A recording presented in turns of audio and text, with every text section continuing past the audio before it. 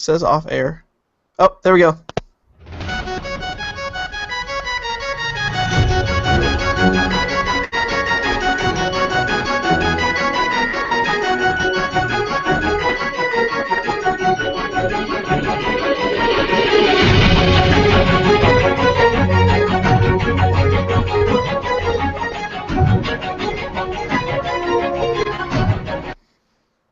Hello everyone, it's 2015. My name is Michael Nip, and this is the Culture My People 2014 in Review Extravaganza. We were gone a while, but we're back, and we're going to talk about 2014. I have with me, as always, my co-host, Drewby. We came back. You probably thought we had left you. It's like, oh, they're gone. They're never coming back. What am I going to do without the podcast? Well, we came back. You can rest assured you will get more podcasting content from theculturemypeople.com. We're back. There's a fish in the percolator. No, there's not. So that song that I played at the beginning of the show, that epic, amazing, wonderful song, was an orchestrated version of the DuckTales theme song, in case you were wondering. I figured it was a good way to bring in 2015, even though it's been 2015 for 9 days. But hey, it can never be too late, right? Better late than never. That's a better one. 9 days? You think it's been 2015 for 9 days? It's the 12th of January. Wait, how many days has it been? It's been 2015 for 12 days. I don't know what day it is. I was homeschooled. Oh, there you go. You were home learned, mind you. No, it's 2015, and we are here to talk about some of the best of 2014 as far as media, specifically kind of the stuff that we're interested in. This discussion. I guess you weren't sick of hearing everyone's favorite lists from 2014 already. We're here to do it again, but we waited until the 12th, so it would be fully out of everyone else's system, so we could do it again. Bring it back. Well, perhaps they're interested in what we have to say about our favorites of 2014. Maybe someone is actually interested in our opinions. That might be a little pretentious, but I like to believe so.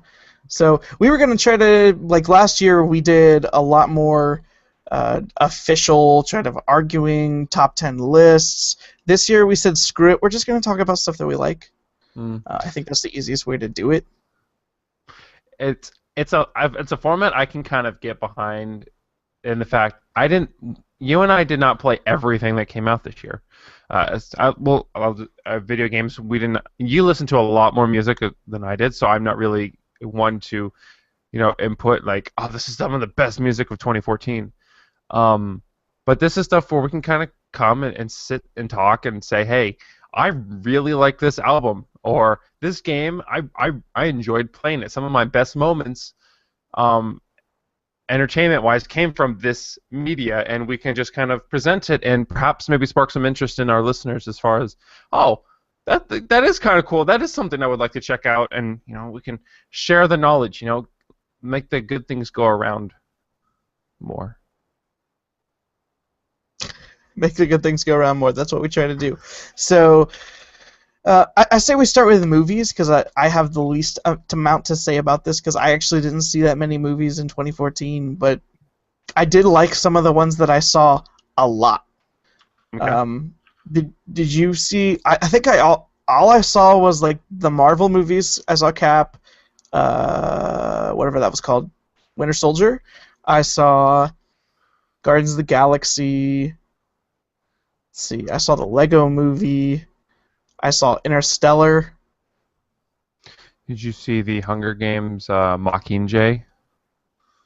I did not see Mockingjay, but I saw the new Annie remake. Oh. And I pretty much enjoyed every single movie that I saw in the theater. Okay. I loved Cap. I loved Guardians. I loved Interstellar.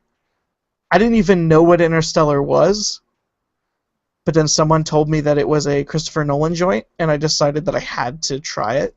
I had to take a puff. Has Christopher Nolan done you wrong so far in his work of movies? Have you enjoyed everything that he's done so far? As far that you have seen? I've never...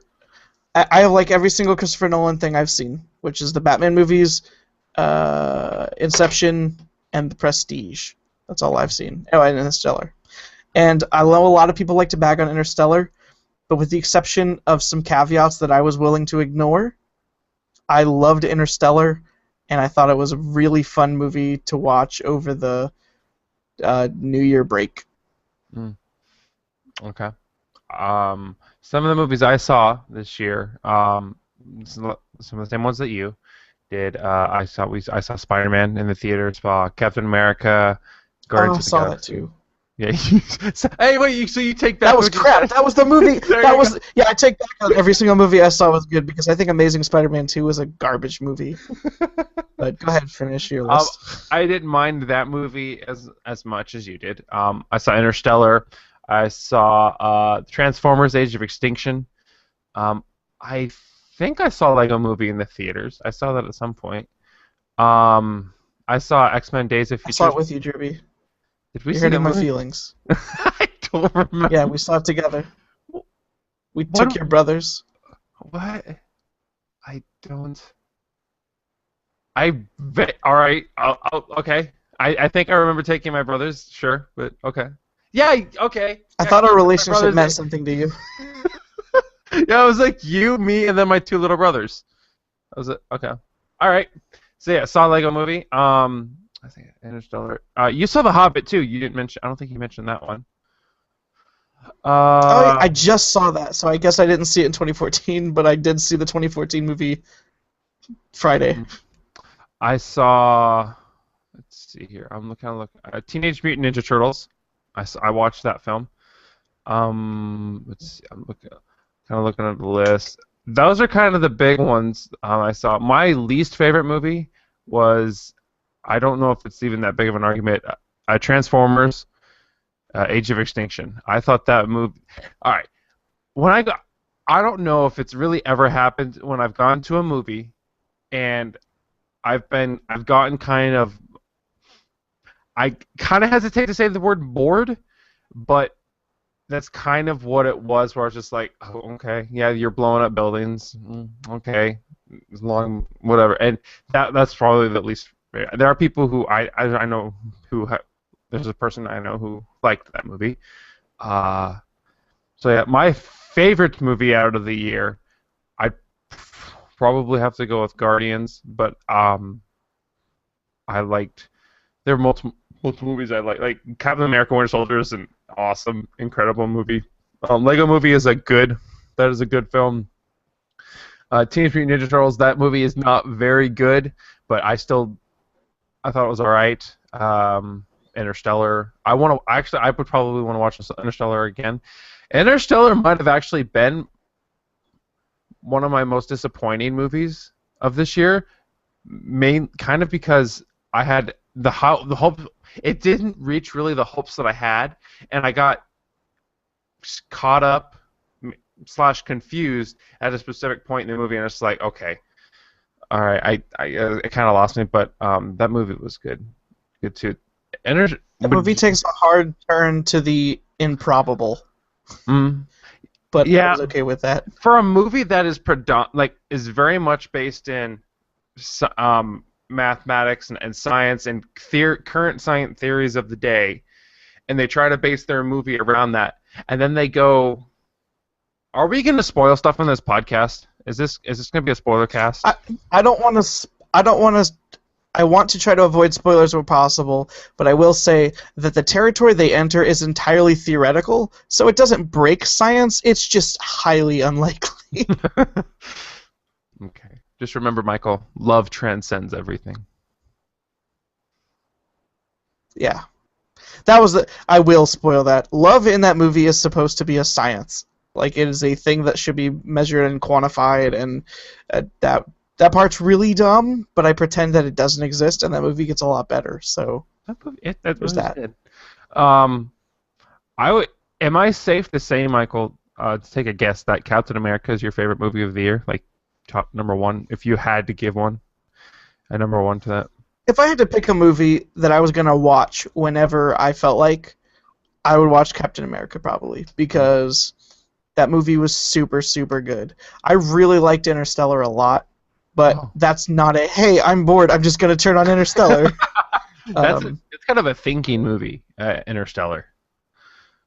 Yeah, generally Nolan's movies aren't good turn on and leave on movies compared to other movies. I really like the Lego movie as a kids movie. I feel like I saw another. Did Cloudy with a Chance of Meatballs 2 come out this year? I saw that. How to Train Pretty Your sure that was Dragon this year. 2 came out this year. I didn't see that though. Cloudy with a Chance of Meatballs. Was there Despicable Me this year? No, there wasn't. Cloudy with a Chance of Meatballs 2 came out last year. Okay, I don't know anything about what came out this year. Oh, I don't saw know, Godzilla. but- I saw Godzilla as well. Oh, I was gonna bring that up. I thought I did. I guess I only said it in my brain. But yeah, Godzilla came out. You didn't like it though, right? I did not actually. Should that take disappointment or Interstellar? Because Godzilla, that was a movie I was going into. I had the wrong expectations.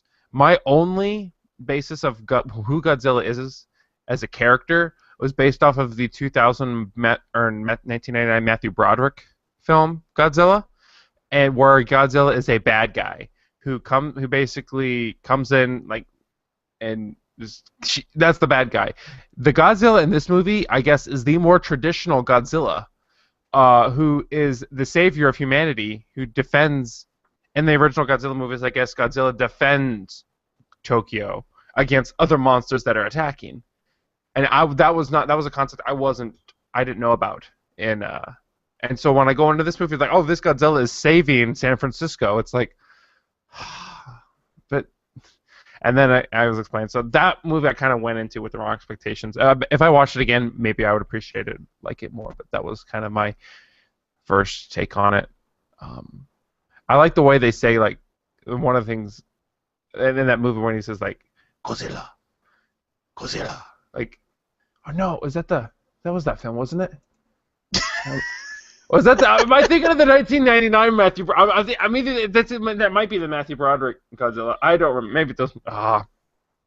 They say one of those movies says Godzilla. I'm kind of like a cool Japanese way. Yeah.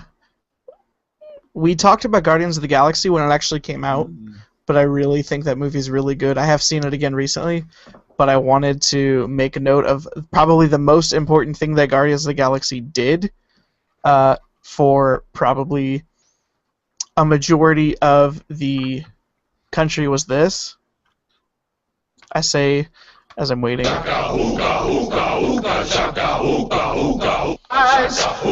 What you do to me when you hold, which has brought back that crazy late 70s soundtrack, specifically the Hooked on a Feeling track. That movie, like right here, I own this movie.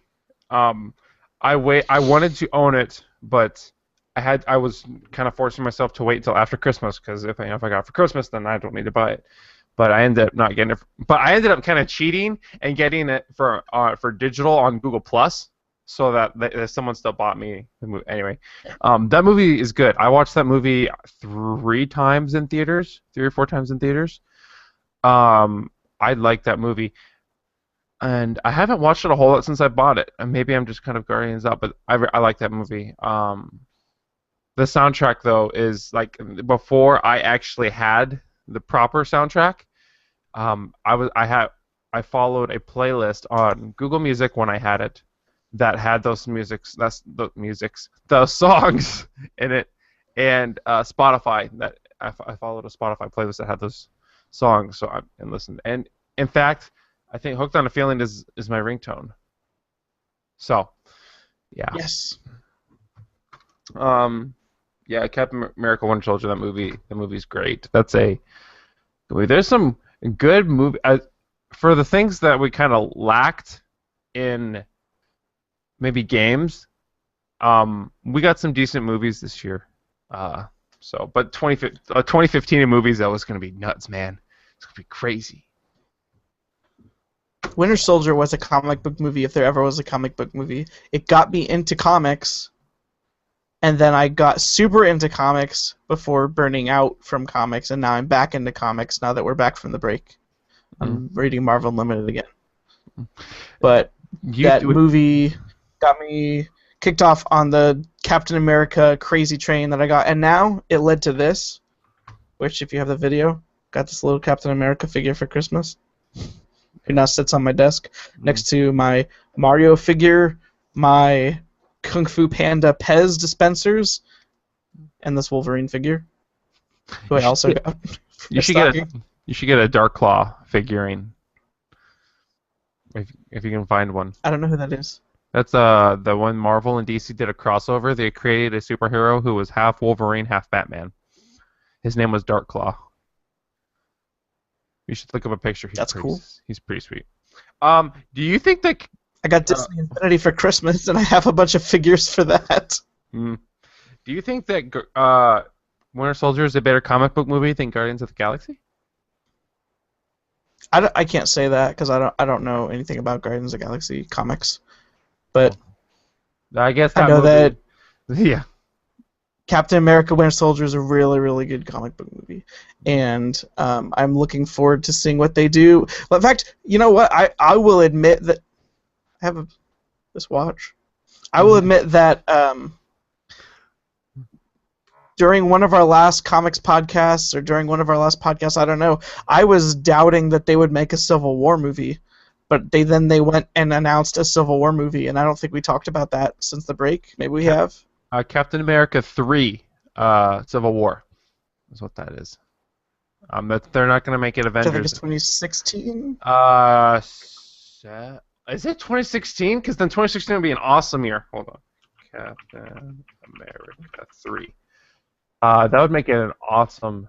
I think it might be 2017. Oh no, it's 2016. Holy cow, dude! We're gonna get Batman vs Superman and Captain America: Civil War in the same year.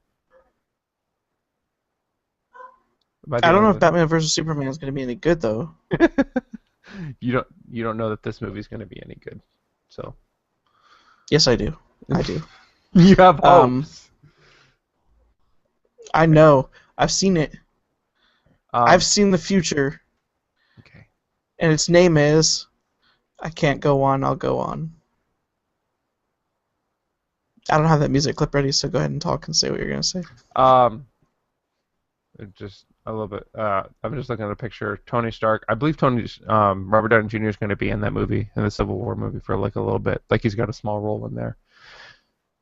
There was actually a big Marvel announcement, which maybe when we start back on our regular show, we can kind of go into that a little bit more. But there was a big Marvel announcement where they kind of announced their whole like Phase 3 lineup. So we're diverting a little bit from our main thing. Yep. Back to 2014. The Lego Movie was super funny. I watched. That was Will Ferrell, Chris Pratt. Chris Pratt, man, he's killing it right now. Will Arnett as Batman.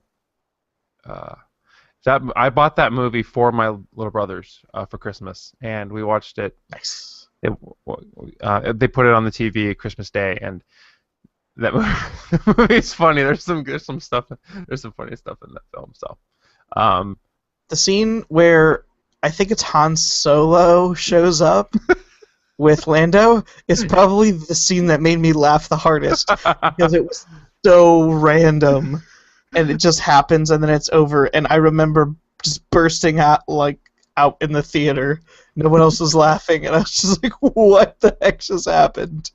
It was kind of the Star Wars Lego. That's kind of Lego's biggest franchise is Star Wars. So you kind of got to find a way to fit it in there, make it. And that may have been what the discussion, like they already have the movie finished, right? And they're like, where's Star Wars? Oh no, we forgot Star Wars. Right here. Well, let's put it in this one little scene. And that was a funny movie. There's some good stuff in that. That's probably maybe the only kids movie I've seen, but the best kids movie, perhaps that came out this year. The Lego Movie, very kid friendly. Little kids can watch it, and like adults can watch it too. And it's a funny movie. I recommend that film if you're looking for something for your kids. Let's see. I completely blanked on what I was gonna say. Family movies. I don't remember. Whatever. I didn't really watch a whole lot of family movies. Dawn of the Planet of the Apes came out this year. I did not see that, though. I've heard good things about that. I don't know if I've heard a bad thing about that movie. I heard some people like that movie. It's a Planet of the Apes movie. Is that a bad thing? No, not necessarily. I've never seen those movies. I just think they sound really dumb. Stay here. Hold on. I've got. Drewby's just looking for his Blu-ray copy. He's There we going to go. pull him out. Yep, right here. The entire original series. Charlton Heston in full glory. I've got all 5 of the only Planet of the Apes movies that I do not own are the 2001 film and the most recent one. But otherwise I have them all.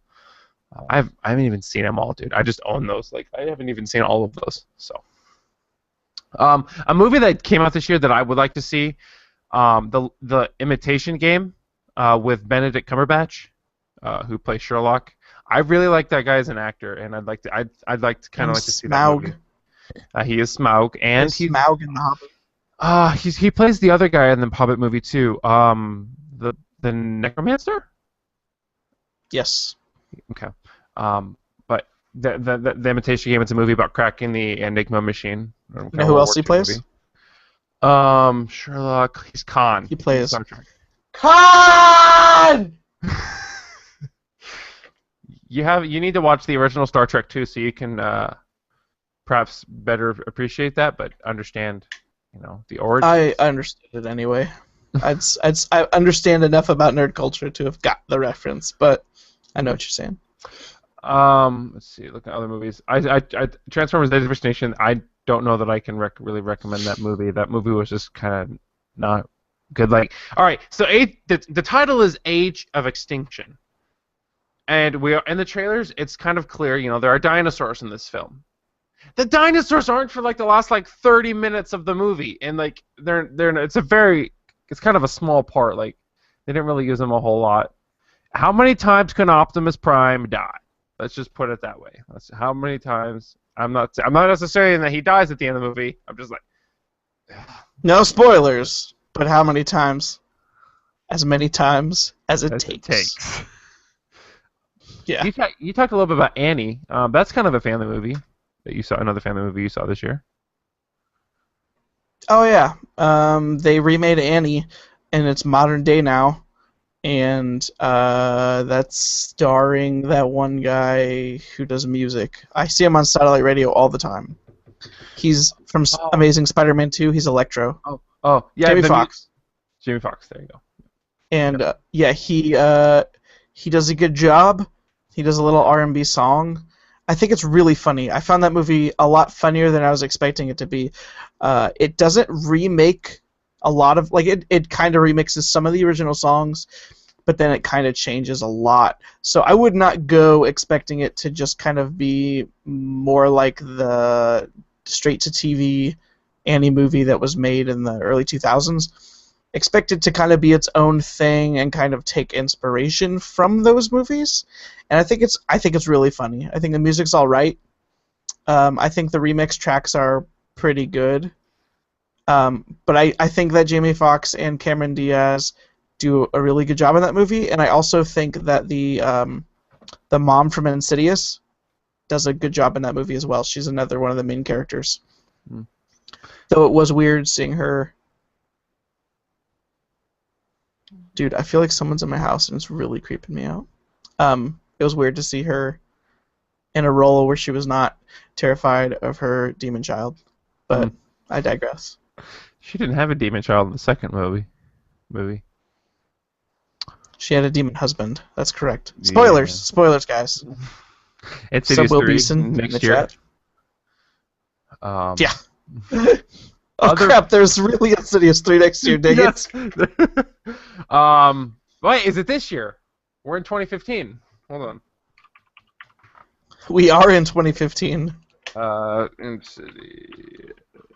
How many times can Drewby Google something in this podcast? This is a record. 2015. On the screen. It is coming in 5 months. June 5th. Okay. I'm sure we'll talk about that at some point on the show. Other family movies that came out 2014. Big Hero 6. I thought that was a good movie. Didn't see it, but I wanted to. I heard that was. I wanted to see it. Night at the Museum. Secret of the Tomb came out last year. Robin Williams' last film. Pronounced Tomb. Tomb. Pronounced Tomb. Tomb. With a B. That came out last year. I don't know much about it, but I think that was Robin Williams' last film. Yep. See other Jack Ryan Shadow Recruit. That movie came out last year. I haven't seen it, although it is on Netflix and on my watch list. So, there's that. So there's some family movies that came out this year. You didn't see Exodus, did you? I don't think you did. I did not see Exodus. Okay. I didn't see Moses or Noah. Were those both last year? Noah? Did that come out? I think that came out last. Yeah, 2014. I didn't see Noah. The one with the rock monsters and the girl that romances the Goblin Queen and the Gladiator? Dude, Jennifer Connelly. Okay. Goblin King. Please take my brother. That movie came out last year, right? That movie came out last year. Not Labyrinth. He's talking about Moses. No, Noah. No, I'm talking about Labyrinth. It was a joke that you didn't. I did see that movie for the first time last year. I love Labyrinth. I saw it for the first time last Labyrinth is such a good movie. It is. What did you think? Jim Henson work in that movie is pretty good. Like, the David Bowie work in that movie also pretty good. I don't know what you can say about the Bowie art, in that film. So yeah, he sings the song "Magic Dance." Yeah. I don't remember that one. One of the greatest songs. Is that the one he sings to the baby? It's this one. Okay. Yay. If it's maybe it will. It glitched real quick. Hold on. This is how good we are at podcasting.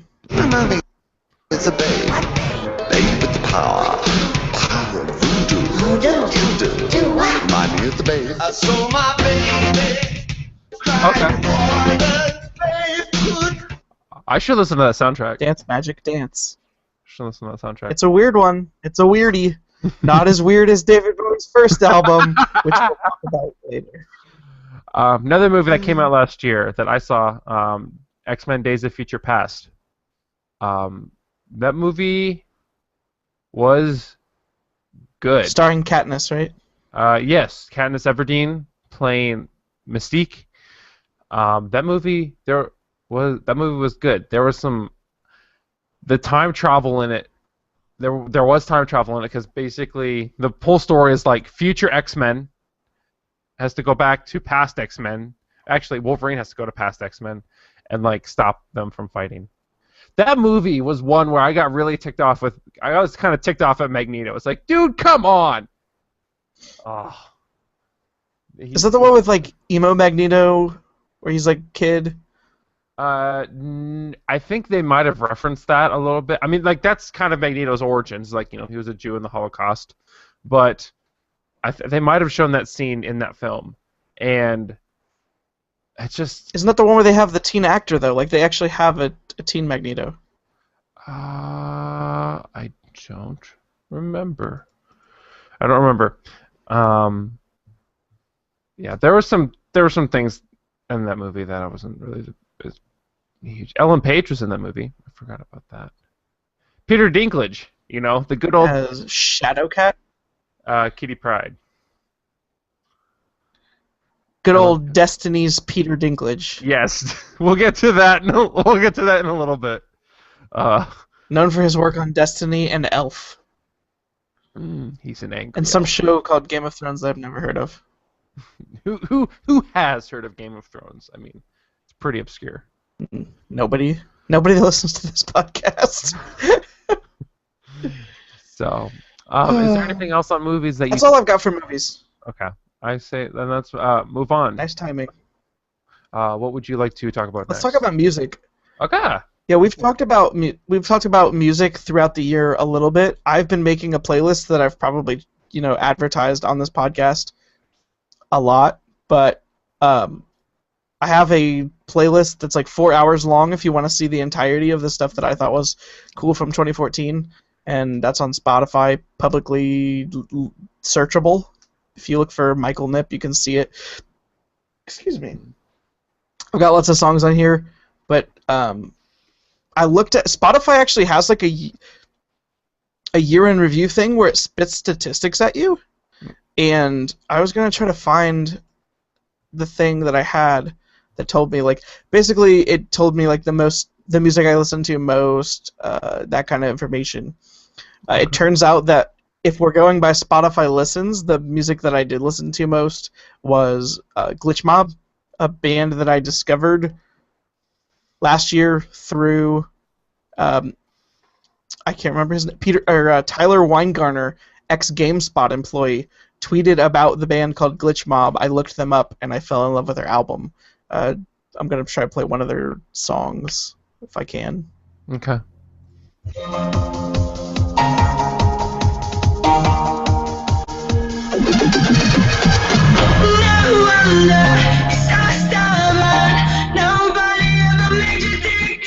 I don't really want to play too much of this because I don't want to get us kicked off YouTube. But you can look up, song was Our Demons by Glitch Mob. It's really, really good. There's other songs that I have on my playlist by them. Mind of a Beast.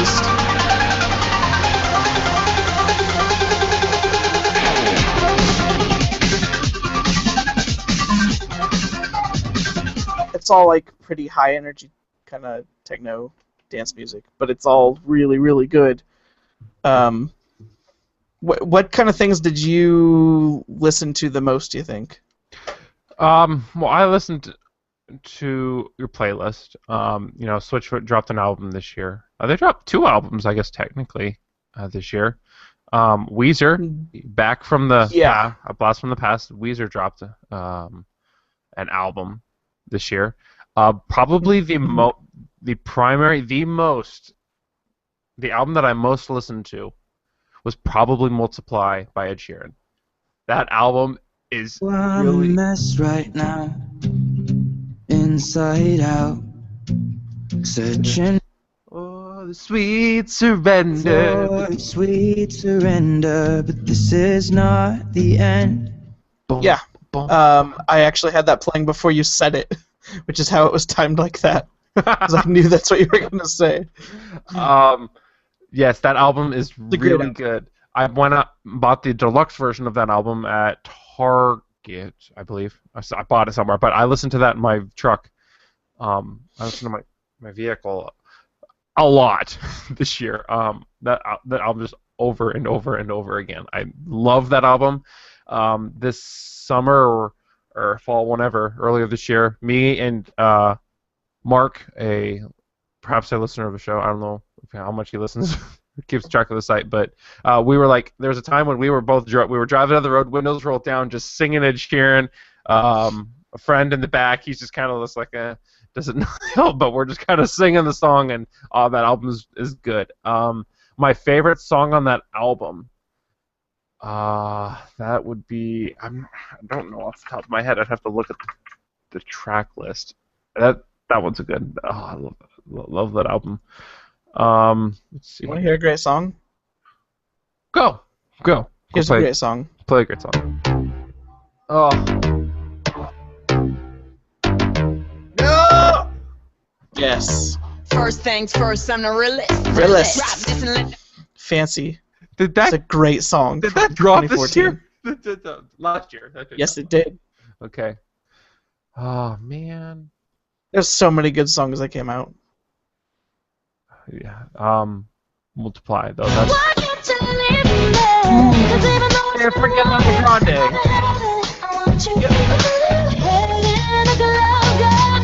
Dude, all of the Ariana Grande songs. There's so many songs right now that are on the radio by Ariana Grande. Her album dropped this year.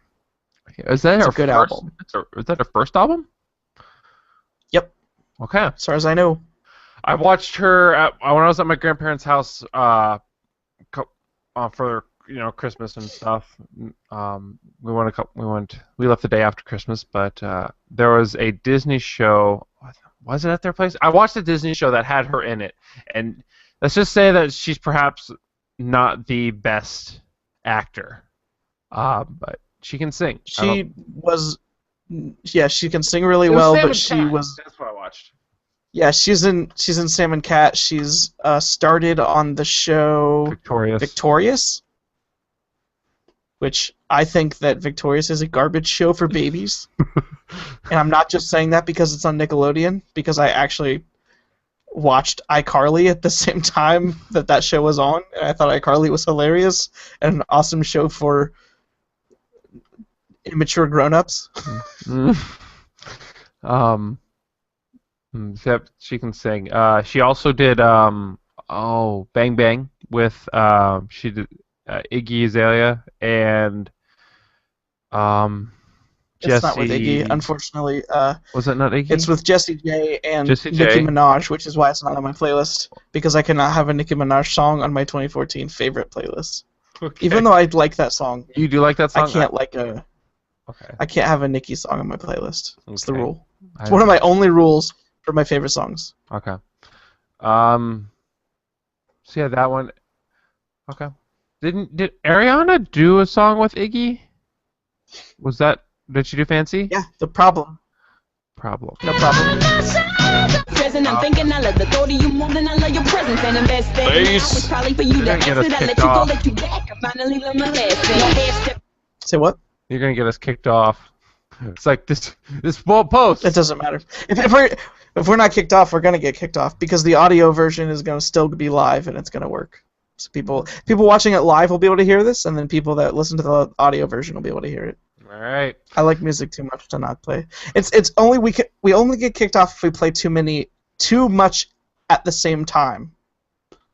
Okay. It's like if we play too many seconds in a row of a song that triggers, then we get blocked. I could play the entire song if I played it in 10-second chunks or whatever. Okay. Yeah. Sam, Because you know I'm all about that bass, no trouble. I'm all If there's a song of 2014, that might be it. do you Like the think song that I heard the most places. you think that's the song of 2014? That's the one you would. That's the song I heard the most places. I mean, because I refused that "Let It Go," the Frozen song, since that's actually a 2013 song. I will not count it. Okay.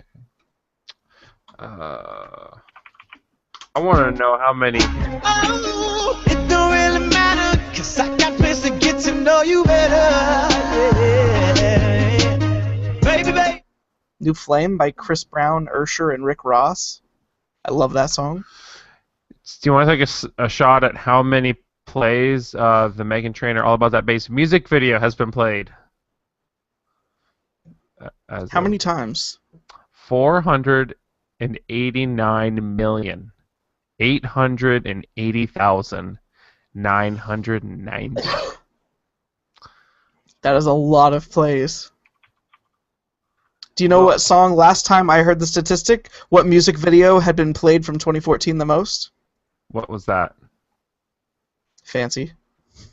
Okay. I just looked up Gangnam Style. That came out 2012. Do you want to know how many plays that music video has? Not really applicable, but like this is a high number. How many? Over 2 billion. That is a lot of times that people saw a K-pop music video. All right. Fancy. Do you remember that Yellow Card? Oh, Yellow Meghan Card had an Tra- album this year? Yeah, Yellow Card dropped one. But point out, Meghan Trainor's music video got played more than Nicki's. Yeah. Screw you.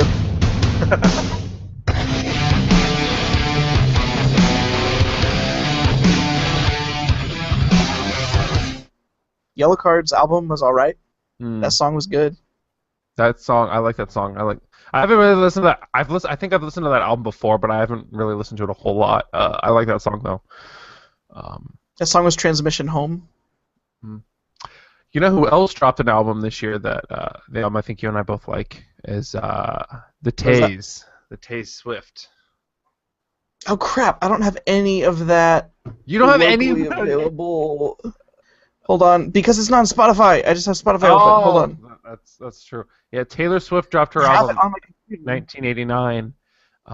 That came out this year, and that sold over. That's what that is. It called going platinum. It sold over 1 million. Is that? It sold over 1 million. I don't remember what that's called. I have to look that up. What the heck? Yeah. Also, Taylor Swift had all of her music pulled from Spotify. So you've got Michael trying to find it to play. Do you not? Is that music on your computer? Or did you? Heck darn it! It's on my computer somewhere. I was trying to. Usually, Spotify, if it recognizes that you have a track on your computer, will let you. Like it'll see local files, but for some reason, it's not liking. Let's see, Dropbox Music. I bought that album 2 times. I bought a physical copy and a digital copy of it. Okay. Let's see. There we go.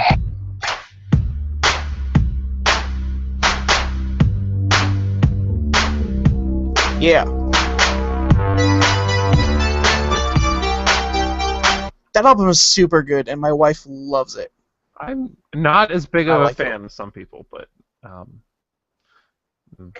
ooh, Blank Space. If there was a song that I heard too many times, that was it.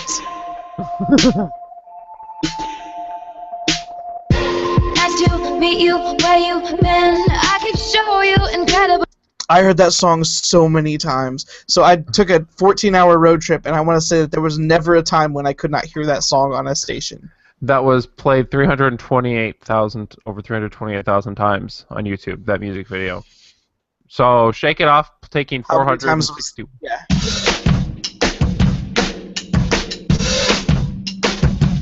I say I'm too late. How many times was that song played? Over 461,000 times. So Meghan Trainor's All About That Bass still takes #1 as far as music videos most played out of stuff that we've looked at. So I guess I was accurate in saying that it was the most listened to. That is music videos, but so yeah. All right. So yes, she dropped an album this year. I bought that album, 1989. I bought the CD, and I also bought the CD for Red as well. I haven't listened to Red as much. That came out 2012, but Red is a really, really good album. I almost wore my Taylor Swift Red concert T-shirt for the show today. I like State of Grace on that album. I like that song. That's a really good song. I almost accidentally played that when I was looking for Taylor Swift to play. that is a song that's okay. You can play that. That's so. It's the wrong year though. You want to know one of my favorite songs? Which one of your favorite songs of 2014, Michael? It's called "Give It Up" by Knife Party. I listened to some Knife Party.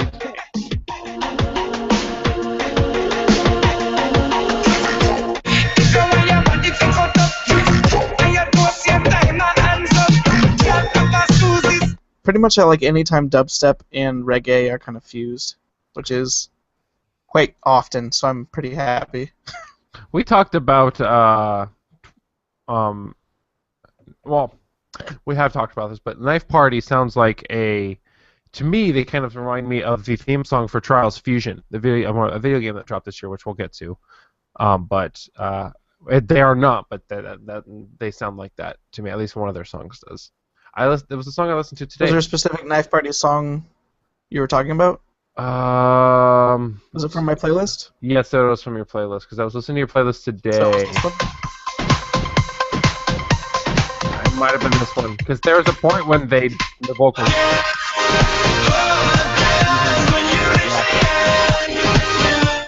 Begin Again by Knife Party. There you go. So yeah, that one kind of reminds me of that theme song, but let's see. MXPX. You've got an MXPX. Some stuff of them on here. They released an acoustic re-recording of a bunch of their older songs that I really like. Oh, dang it.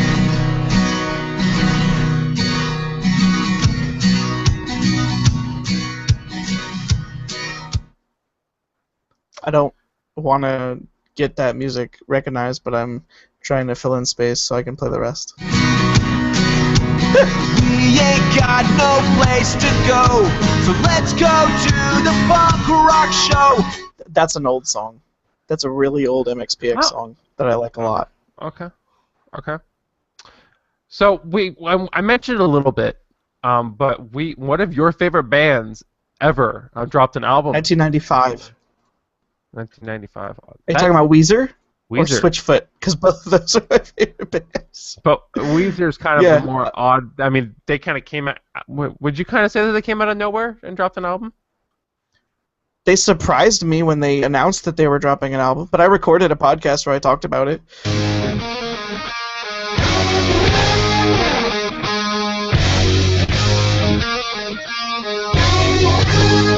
Back to the Shack by Weezer. I talked about Weezer in my music mini-sode is what I called it. And if any of our listeners, if you're listening to the show, if you have not heard that mini-sode, go check it out. It's good. Mike did a... Speaking of music podcasts, I'm going to pull a Johnson and talk about it at the end of the show. Okay. But there may be something for you if you liked that. So stay tuned and listen. Let's see. Did you have a favorite track from that Weezer album? I don't know if I did or not. I like Back to the Shack. I didn't listen to this album a whole lot. Was it Cleopatra? I think I like Cleopatra. I wish I could see like the ones I played the most. I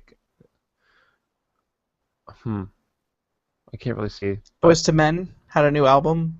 Mm-hmm. I didn't listen to it. I haven't listened to it. You know the band Fun?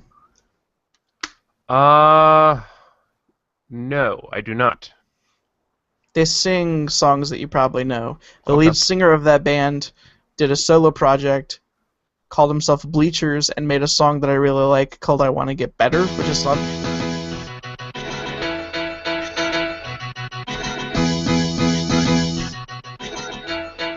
It's the I Want to Get Better. Yeah, that one. That one. It's really good. That song. You kind of discovered Smooth McGroove this year. I did discover Smooth McGroove this year, and he released the Chrono Trigger. I think we've used it as an intro to the show before. We're going to play it again.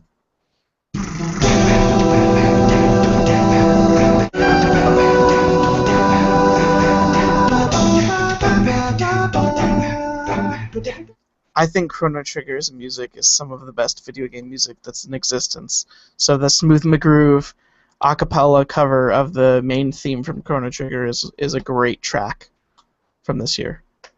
Okay. An album, I kind of... It's kind of a little shame that we kind of forgotten about it. We kind of talked a little bit about it last night. Carmen dropped an album this year called Pulses that we like. We saw the concert. We saw her in concert this year. That album is good. What should I play from that album? Do a cappella. Yeah, because that's the one everyone knows. Used to be a baby, used to be a lady, thought you were the perfect lover. That song is so good and so dumb, and it's like a regular turn your brain off pop song that is fun as heck. It's my jam. Just turn it up. When did that album drop? Was it early this year? It's got to be early this year. Let's see here. Pulses, Carmen. That, according to the March 25th. That feels like a lot earlier or a lot later than in my brain.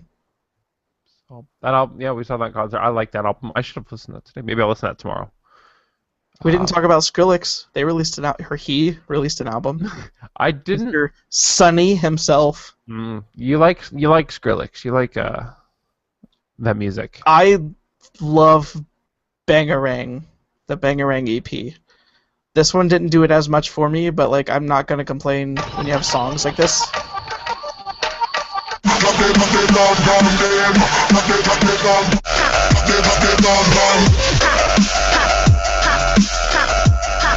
What did I say about reggae and dubstep earlier? Is there a theme that you like? Are you becoming a reggae fan? Is this kind of? There is a potential that I may become a reggae fan. It is definitely true, as I've discovered this year, that I am really, really into certain brands of techno. Like really, really into them. So I got Skrillex, Knife Party, Glitch Mob, that kind of jank. As I'll talk about probably once we get back to the regular podcast. I listened to Infected Mushrooms album that came out this year. Super good, same kind of thing. Okay. Demon Hunter. Gasoline. Gasoline. Should I play that? I listened to that this morning. Do we want to scare our younger listeners with that song? 1 million albums is platinum. The chat said that. That's a little late. But yeah, I want to scare my audience. I thought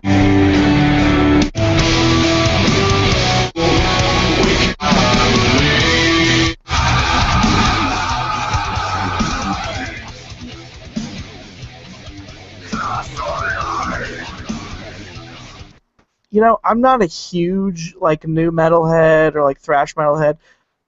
I like myself some Demon Hunter sometimes. Last year, there's another band that I talked about liking. I don't remember what they were called, but I like some harder stuff sometimes. That song is the only hard song on my playlist, though, when I'm looking through it. I think, yeah. Okay. All right. I think that's kind of it for me. Is there anything? You forgot about this stuff, man. Yeah, you forgot about this stuff. Yeah. That's Andy Mineo, You Can't Stop Me. Lecrae had an album got this year that was also really good.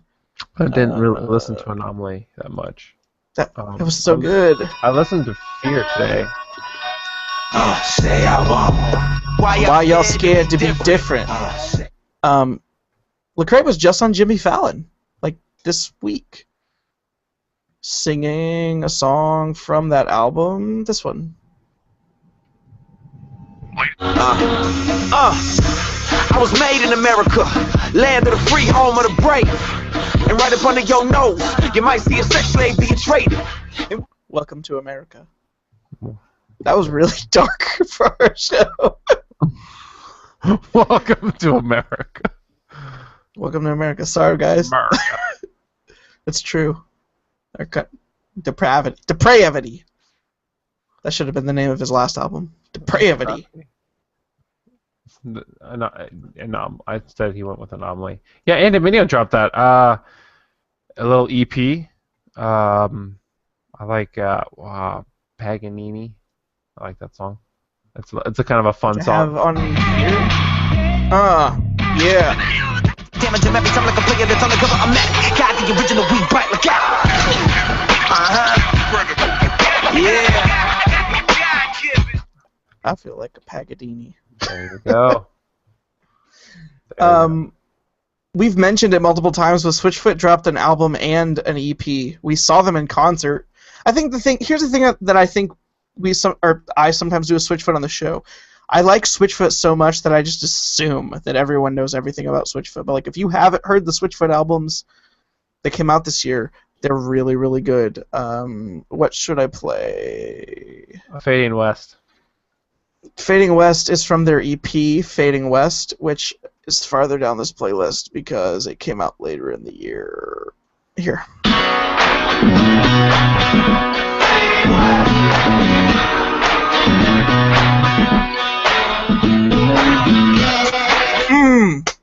Switchfoot. That's why we don't get on Switchfoot trains, because I could talk about Switchfoot a lot. I like Switchfoot so much. It's if only you had a music podcast where you could outlet some of that stuff. Yeah, if only. Music, man. There was some good music that came out this year. I enjoyed a lot of the stuff. You could you see all that stuff in the playlist. It's 4 hours long. You probably won't get through it in one listen or one sitting. But I have it I think it's mostly sorted chronologically, by when it came out, obviously. with the earlier stuff in the year being at the beginning. But We didn't talk about the Crystal Method. there's only one song by the Crystal Method that I really, really liked, but it's really good. See if I can find the good part. It's like later on, I think.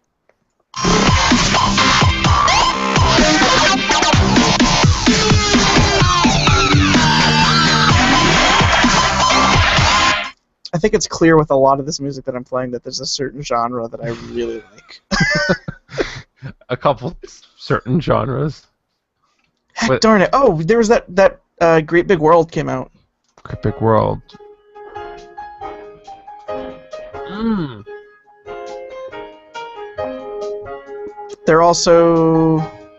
There's another song that's more popular. I'm feeling so small. It was over my. That's the "Say Something, I'm Giving Up on You." That one. That one's on there. That's a Great Big World? Yeah. Did that song drop this year? To Say Something? Yeah. Oh. I did not realize that was Christina Aguilera in that song, though, but that's what it says according to Spotify. All right. You've got a Coldplay song on this list, too. So. Coldplay's album came out. I don't remember liking it that much. Smith. Oh, dang. That is kind of egregious. He was kind of the thing this year, man. I feel like we had to have talked about this song during another episode. Oh! Yeah!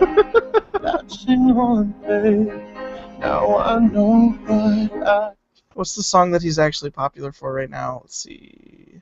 Stay With Me? Is that what it is? Maybe.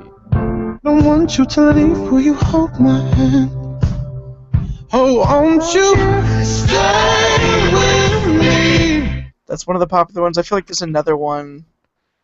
Lay Me Down? Was that popular? Yes, I did not to cry when you were gone. I don't know. I listened to this album quite a few times. I don't know why I didn't have more of that stuff readily available. But yeah, Sam Smith, man. Dude can sing. You left out. We didn't really talk about Chris Brown much, but I mean that's kind of being story.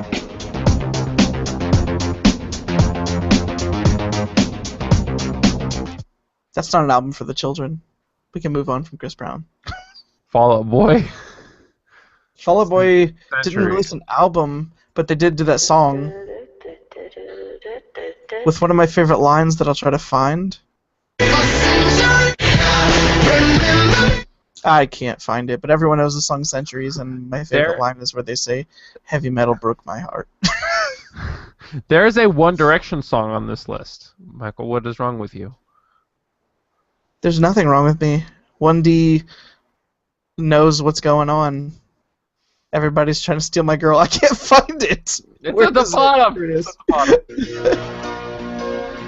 Oh, cause she is the one. Her mom calls me love, but that calls me son. That's the only One Direction song that I know that came out this year. I don't think I know any of the other songs on that album. Let's see. Was that an album? 4. I just clicked on it. It was a single. 4? 4 was an album. Dude, I don't know anything about One Direction. I didn't even know what Harry Styles looked like. Let's see. I don't know any of these songs. There are 5 people in One Direction, and the name of the album is 4. So, It might be their 4th album.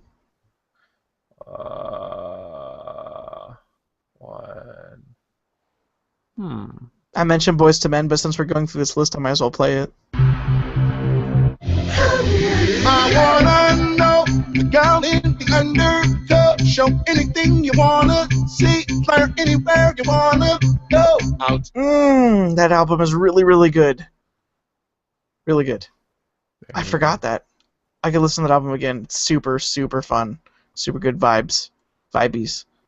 There's that U2 album that came out that everyone had to get on iTunes. When you see me again. That's not on that album. That was Invisible. But they had that album come out that everyone had to have. I think I actually own that song. They were giving it away. I think was at the end of the Apple conference or whatever. They were giving away the album on iTunes for free. Let me check my iTunes.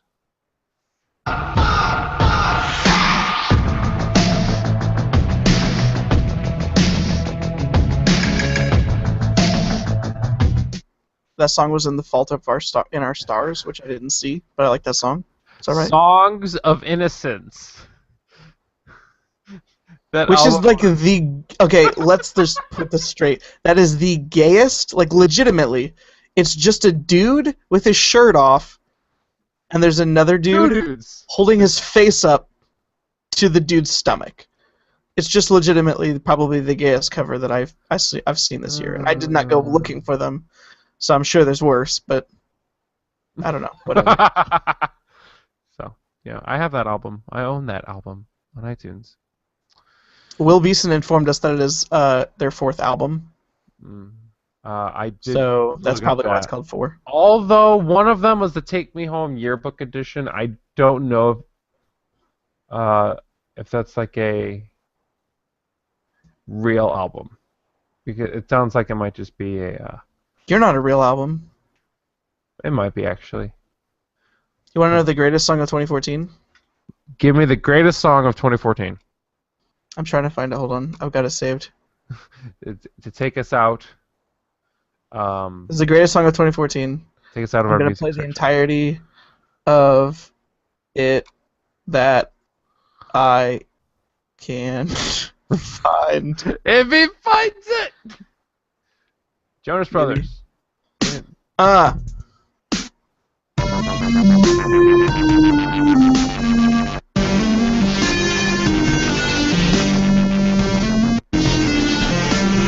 Can you tell there's a genre that I like? Perhaps. I made this song. I'm just kidding, everyone. But here it is.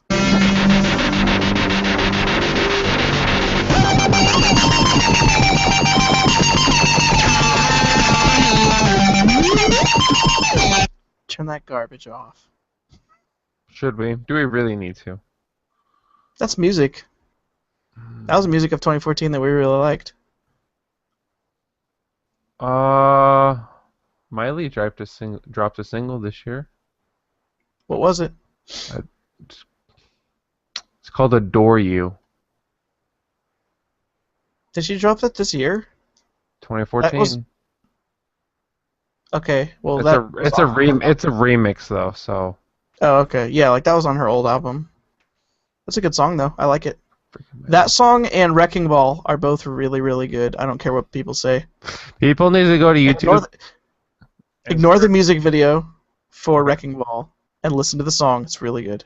Or it's just Google search dramatic reading Wrecking Ball and watch the YouTube video. There you go. That's the ultimate form to intake that song. Year did Wrecking Ball come out? 2013. 2013. It came out on Why was that not on my playlist? Man, my 2013 playlist was lacking. It didn't have Wrecking Ball. It was incomplete. Man. Whatever. Anyway, that's music. Do you have anything else you want to say? That was most of my playlist, I think. That's really about it. I think we kind of went through and got some of the other stuff. So let's move on. Drewby, do you like video games? Are video games a thing that you like? Video games are a thing that I enjoy. There were some games that came out this year. Were there? I like some of Video these games? Video Games that you could play with a controller and a TV and a console or like a PC or something? In some form of electric magickery. Do they have graphics? Some do, some don't. Others you just play with your imagination. Like Destiny? Destiny does not require an imagination unless you are trying to input your own story into that game. And then it requires a lot of imagination. In my imagination, Destiny is... Okay, hold on. I listened to our second to last podcast in my own spare time during this break. Okay. and I was trying desperately to convince you to play Destiny. So let's just give a State of the Union up here. We have both played absurd amounts of that broken, sad, beautiful pearl that's forming inside that oyster. I was gonna say pile of burning feces, but we can call it a pearl. It's not a pile of burning feces because we both had so much fun with that game. That game is fun. It is single-handedly one of my favorite and one of the most disappointing games of last year. Giant Bomb, it made it on. I think it was in their discussions for. It did. Like disappointed game. Was it on the top 3 of most disappointing game?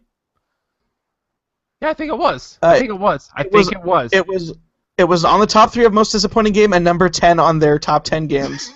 Best game of the year. Destiny, man. Destiny. It's so like messed up, but so fun still. That game is kind of the big story of 2014. In that it came out, and there are lots of people who like that game. But there are also a lot of people who don't. That game has. Is it alright to like it and also hate it? Because I do that. I don't. There are parts of it that are bad. I don't know if they're. I don't actively hate that game. Destiny is the prettiest. I may not fully appreciate or like certain parts of that game, but I do not hate that game. I very much like that game. It is a fun. I've hated that game when I am playing Rumble, Free for All, shooting. I hated that game when I had a teammate drop out after a boss that was a bullet sponge, took half an hour to kill, and we got to the 28-minute mark and died. Because I think that some of the encounters in that game, the bosses have too much health. I think we've all cried that the story is non-existent. Oh, Peter Dinklage. Peter Dinklage makes that story. Peter Dinklage did some. We talked about it before. Oh, man. It's bad. It's some of the worst voice acting I've heard in a video game since I played like the intro to that Star Wars BioWare RPG that came out in the early 2000s. Old Republic. The Old Republic. Knights of the Old Republic. Knights of the Old Republic. Sorry, yeah, Knights of the Old Republic. To offend all of our Tor fans out there. Man, the voice acting in the game is so bad. Yeah, Peter Dinklage is not good. He's not even in the expansion. Like, as of now, there's been one expansion to that game, and there's no additional stuff from Peter Dinklage at that point. You kind of said something yesterday where it's like, he's like, go through the dry run of this script, just read it, and then like they ended up recording, or you said something like, it was just, it's bad.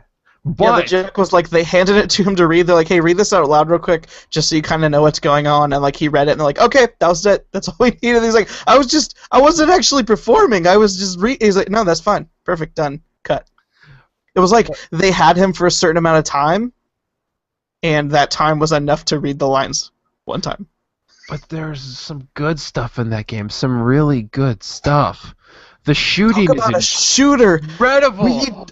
This is going to get a little violent. Talk about a shooter where you can jump jet over a wall into a dude's face and shotgun him, and you see all the numbers of how much damage you're doing pop up, and then you just immediately melee him, and he flies back, and then there's just dudes running at you, and you whip out your little hand cannon, which is this giant pistol, and you just bam, bam, bam, headshot, headshot, headshot, and you are just ripping these dudes down.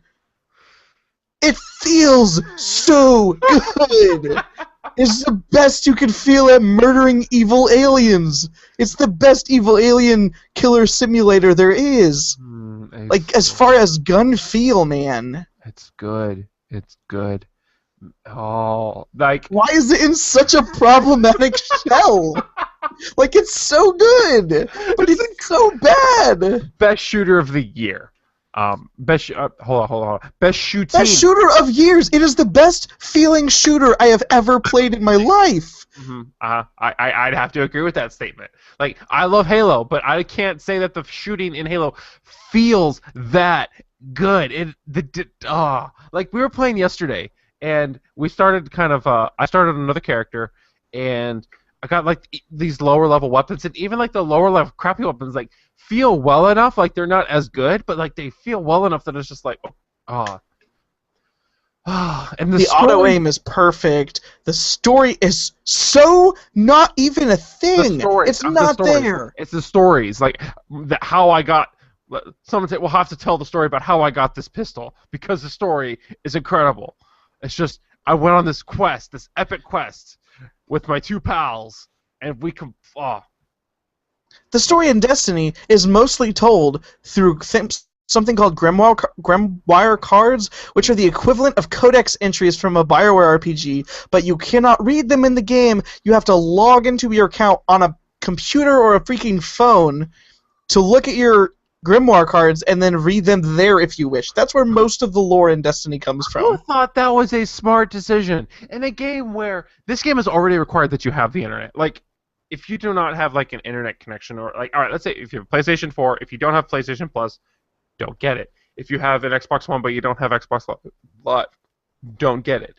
In a game that is basically, it already needs an internet connection, you can't just download that extra stuff. It's just, they're text files. They can't be that. Who thought that was a smart idea? Like, that's just bad. We talked a lot of trash about Destiny. There's one thing I want to say. A lot of people, namely one of my favorite video game personalities, Mr. Jeff Gershman from thegiantbombs.com, our sister site, thinks that this game is a bad value. I will say this. That game, playing through each story mission one time, is over 10 hours. That's longer than the average shooter campaign at this point. Mm-hmm. That's still enough length of unique content without any grinding, of which Destiny has in spades. Destiny is the grindiest of games that I've played recently. And there's still enough unique content that I think it is worth the $60 to feel that combat, man. And then the multiplayer. Is it worth the grind? Yes. If you like to play that game, you're just going to want to play that game more, so it's not a problem. But heck, man, it takes forever to get some of that gear. Well, for me, not really as much, but you know, there's just we haven't even played the best part of that game. People talk about the raid being the best part of Destiny. We've never played either raid yet. There are 2 raids in the game right now, and that's how much we love Destiny. It's the game is incredible. I spent an afternoon basically grinding multiplayer with this stupid weapon.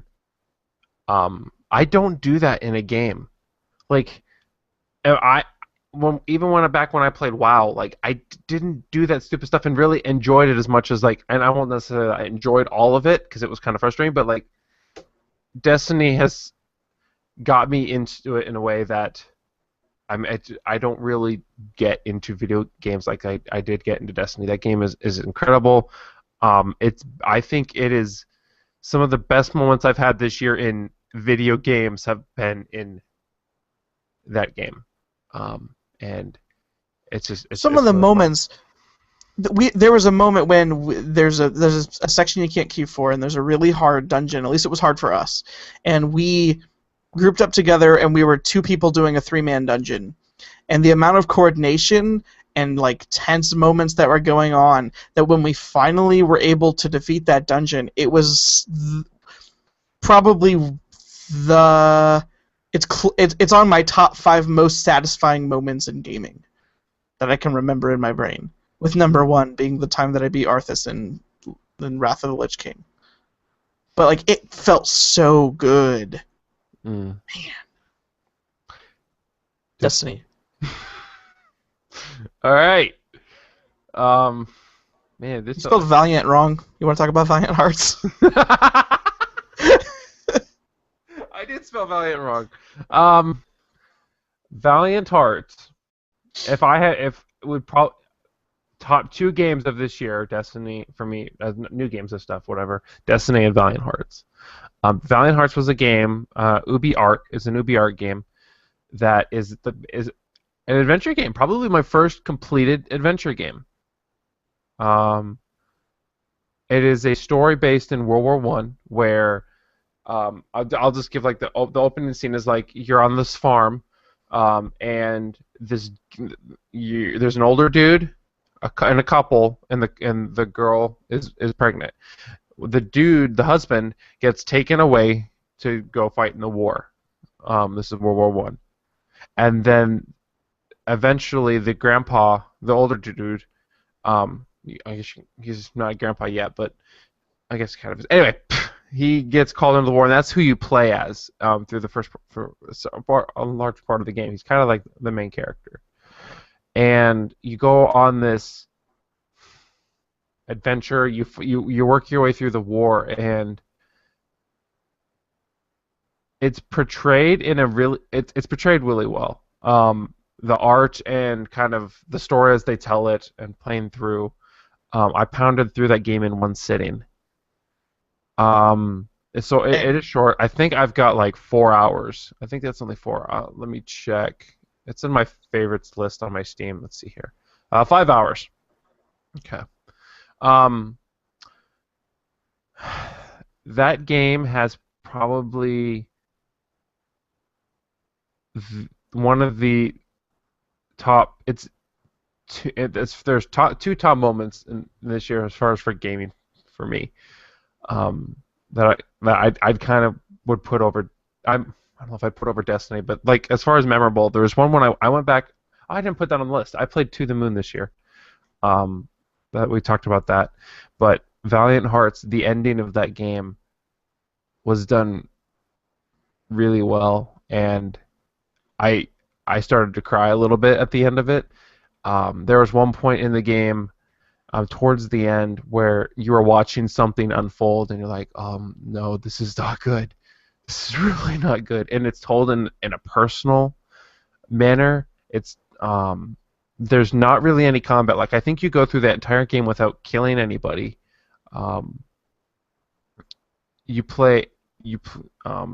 You're escaping or you're helping other soldiers, or there's this part where you play as a medic and you're just healing other people. You're just trying to get through this war, which is brutal. One thing that game does is there are some things that it does comical. It could have been darker because of how terrible that World War One was, but there's some terrible. It's just it portrays some of that stuff. It could have portrayed it better. I will give it that, because there's sort of a comic-y vibe to it, and the kind of the pleasant art style and just the display of the game kind of keeps you from getting fully invested in the horridness of the war and what is going on around you. But I thought it was a very, very good game. It is. I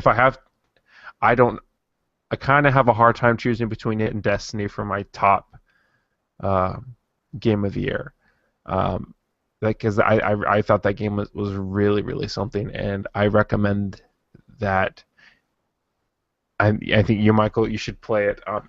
It's really good. I wanted to play that game, and I was listening to some of the Giant Bomb crew talk about it, and they were, well, not really talk about it. They were going to spoil it in the podcast I was listening to, and so I managed to play the game in entirety before they started spoiling that stuff, and it's just that game is good. It's a really really good game. I didn't think it got as much appreciation as I would have liked from some people. I think I only saw it on one person's top games of the year list, but it's an incredible game. I recommend it to people. Speaking of dark and super brooding stories, there's a game that came out early in the year that was an indie game called The Banner Saga, which also has a very pretty art style that is very reminiscent of like the Disney's The Beauty and the Beast is I think one of the best comparisons, and the art is so good, but man is that world oppressive. How much of that have you played? I played. Let's check. I put a couple hours into it. I want to play more of that game. I beat that game in 2 sittings. Those people in that world cannot catch a break. It's basically a world where the sun of their world is basically dying. And so while the sun is dying, forces are invading other lands, and it is grim, and it is dark, and these people have no hope. And it is a game that tells a really good story while mechanically being a Oregon Trail meets tactical combat game that I think works really. I love the Banner Saga so much, and I don't know how many people played it. I didn't hear a ton of people talk about it, but the Banner Saga is a really good game, and it's definitely on my top 5 games of the year if I had to pick. It works so well, and it was one of those things that I saw a trailer for on Steam, and I knew I was going to love it, and so as soon as I had a weekend free, I bought it and just like marathoned it, and it was so good, and the fact that they announced another one that's going to be coming out this year had me so excited. It looks so good, the music is really, really well done, and the story is so stinking dark and depressing in like a way where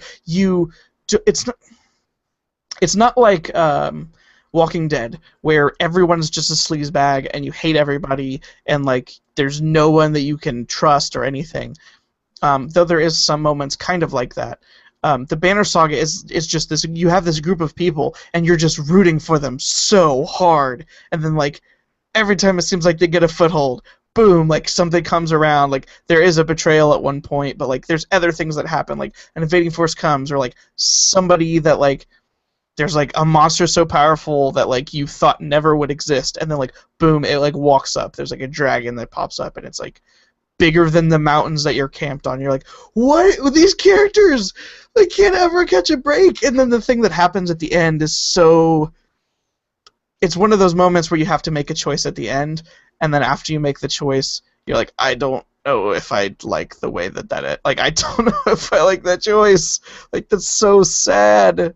And it was so good. I played that game as kind of a respite during my Dark Souls marathon, which is if I had to pick a old game of 2014 that I am gonna vote to be super good, I played Dark Souls this year for the first time, and man was that good. But yeah, I digress. The Banner Saga is such a good game, especially if you like. The tactical strategy is actually it has a different mechanic that I'd never seen before, which is where you have both a strength and an armor, and your strength is directly tied to your health, and your armor just kind of deflects how much damage gets applied to strength. It's a really weird system that I think is hard to describe, but it works pretty well. But it's one of those situations where if you play like a Fire Emblem or something, you can have a character that's almost dead, but he's still dealing full damage, which doesn't really make sense logically. If someone is that wounded, they wouldn't hardly do anything. And in this game, if you're badly wounded, your damage drops to super low, which can make some battles super tense. That's a good game. Pick another game off your list. Call of Duty Advanced Warfare.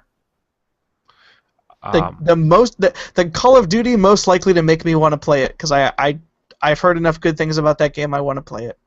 You like it, right? I like it. I played through the campaign. Troy Baker is the prime character. Like it's like face cap, mocap stuff. I don't know if it's mocap, but like his face is on the character. I like that Kevin Spacey. Probably one of the best villains. I like him in that game. He kind of fits as who kind of Kevin Spacey kind of is. That's kind of a terrible thing to say, but like who he like portrays in movies or who I think of him as. I didn't play as much of the what? You think he's a sleazebag? He plays that character well. I think that kind of that. I mean, he was Lex Luthor in that Superman Returns. So, I didn't play a whole lot of the multiplayer, but that it was fine. It was a Call of Duty multiplayer. I think if I had to choose a multiplayer to play, I'd rather play Destiny multiplayer. But I liked that Call of Duty, and that's kind of as much as there's to, I think, to say about that game. I mean, it is another Call of Duty, but it's a good Call of Duty. I did not play Ghost that came out last. The thing that people talk about the new Call of Duty is that you're wearing this mech suit, and so like I've never played it, but there's supposedly like all these changes to the way that you can move. Like it's supposed to be super fast, and you can jet around and like do cool dodges and stuff. I didn't think. Maybe this is because I wasn't leveled up super far in the multiplayer, but I didn't think it was super fast as a shooter. I think I think that Destiny's a little bit slower.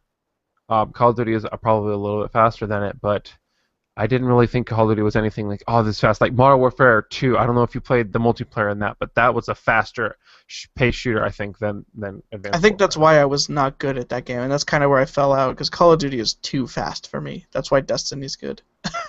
Advanced Warfare is kind of is slower than kind of like the Modern Warfare 2 was. Cause Modern Warfare 2 was a really fast multiplayer, and I got into that multiplayer.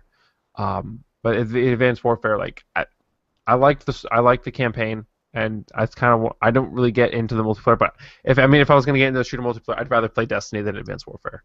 So there's that. So yeah, that came out this year, and that was actually Jeff Gershman's like top game. That was his number 1 on his top 10 for game of the year. So decent Call of Duty, better than Ghosts. Yeah, I've heard the campaign is decent. I'm willing to give that like I have been out of Call of Duty for multiple entries now, and I think that one actually looks interesting. So if it drops in price enough, I might play through the campaign at least and see what's going on. The year of shooters. One of the games. Michael. Yeah, this was. Well, Mike, when you play shooters, you don't play shooters, and like this is the year like Destiny's like yeah, like I want to play. Speaking of shooters, there's Titanfall. We didn't write that down. That was yes! We both played that game. We both played Titanfall, and I did not play as much. Like you actually max leveled, right? I prestiged once, and I am close to prestiging again. Okay. Yes. I didn't play that much, but dang, that game was super fun when I did play it. Mm-hmm. Yes. I was playing Destiny, I think recently, and I wanted to like wall run, and I can't in the wall in Destiny, but in Titanfall you can. I like Titanfall as a shooter. That's a multiplayer shooter where I'll put some on the TV or whatever, and I'll just like hop on my computer and load it up. The problem I had with that game is I played it, I liked it, and I was playing it. Eventually, for some reason, the game mode that I was playing, which was I think it was the Control. It's called Control in Destiny, but it's basically like territories, zone captures.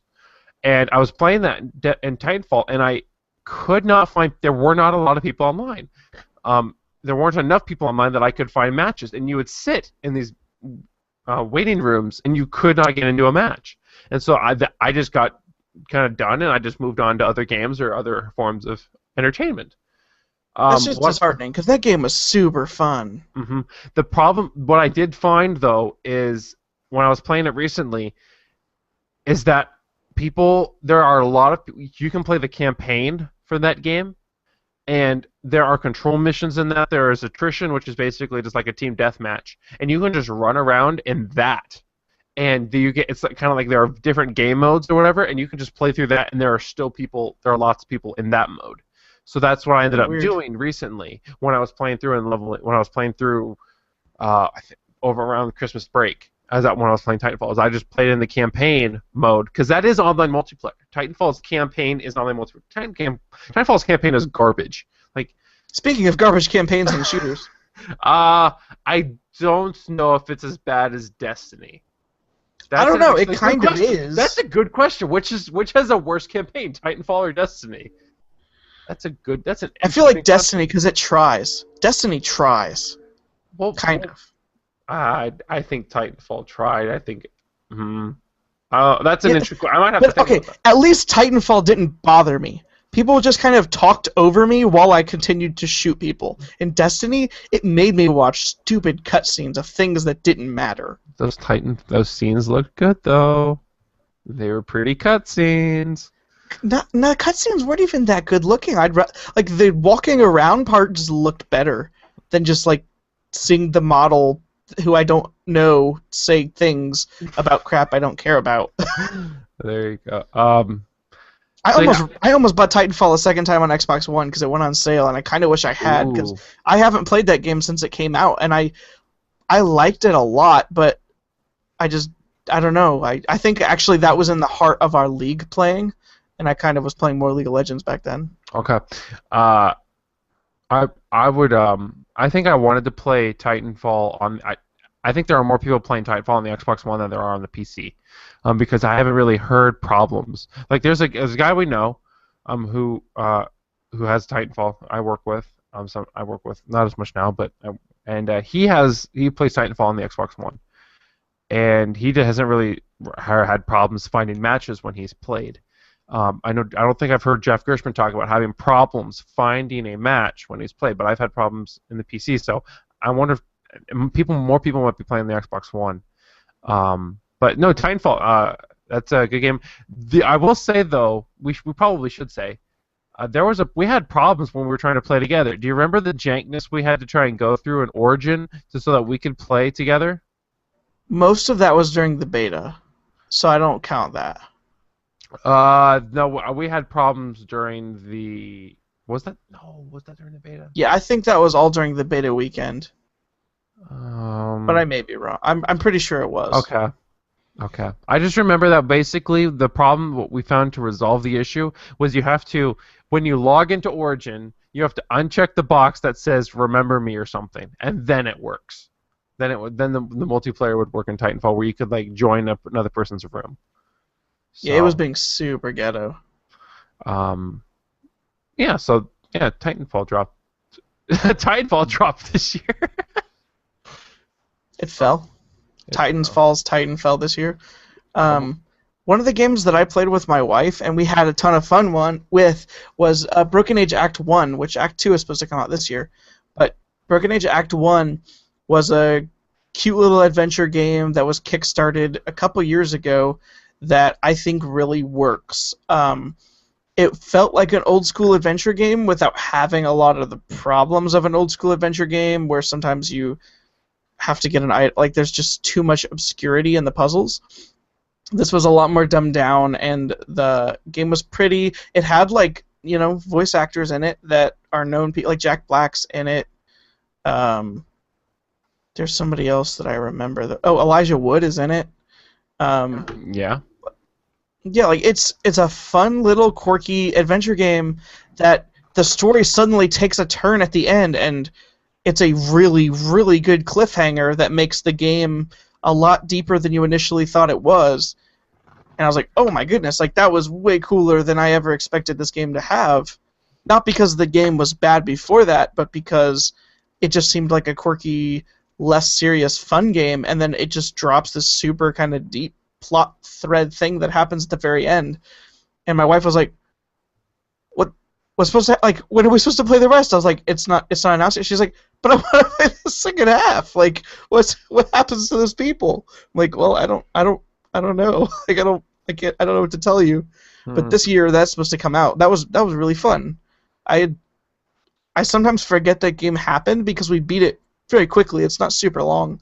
But it was really good. Stuff that happened at the beginning of the year just basically didn't happen in my brain. Like, Nidhogg came out this year. That doesn't feel like this year. That feels like last year. That game came out. I didn't really play a whole lot of it. I think I played a little bit at your place once. You played a fair amount of that game, though. Did that game? I am a Nidhogg master. I've played a lot of Nidhogg. Let me see. When did Nidhogg drop? If you don't know what Nidhogg is, it is a 2-player local co-op game where you are both dudes with swords, and your goal is to run from where you're standing all the way to the other side of the map, and the other person has to run to the other side of the map. But only one of you can be the main runner at a time. So you have to kill each other with your swords and then run to the other side of the map, and that's the goal. But it just gets so hectic because you respawn when you die, and you have to stop the other person from getting past you. And you can throw your swords, and you can jump around, and it's just this really quick 2D local multiplayer, battle game. I think it's super good. Nidhogg, January 13th. There are videos of us playing that game on the site, I feel like, so check that out. Played that at your place once, so yeah, Nidhogg. You also, I think this year was also kind of a year for like co-op stuff, like Sports Friends. I bought Sports Friends, and I think we played. Let's do co-op, but like local multiplayer. This was a great year for local multiplayer. Sports Friends dropped. Jackbox collection dropped. Did you play the special games available in Sports Friends? Yes, I think I did play them at one point. I don't remember what they were though. Sports Friends is a local collection of a couple different multiplayer games. I had some friends over and had a bunch of fun with them. But there is codes that you can enter for 2 special games. One of them is Wobbly or Wiggle Pong. It's basically Pong, where you can wiggle your Pong flapper thing around, and you can like put spin on the ball and like bounce it off the walls. It's really fast. Super fun.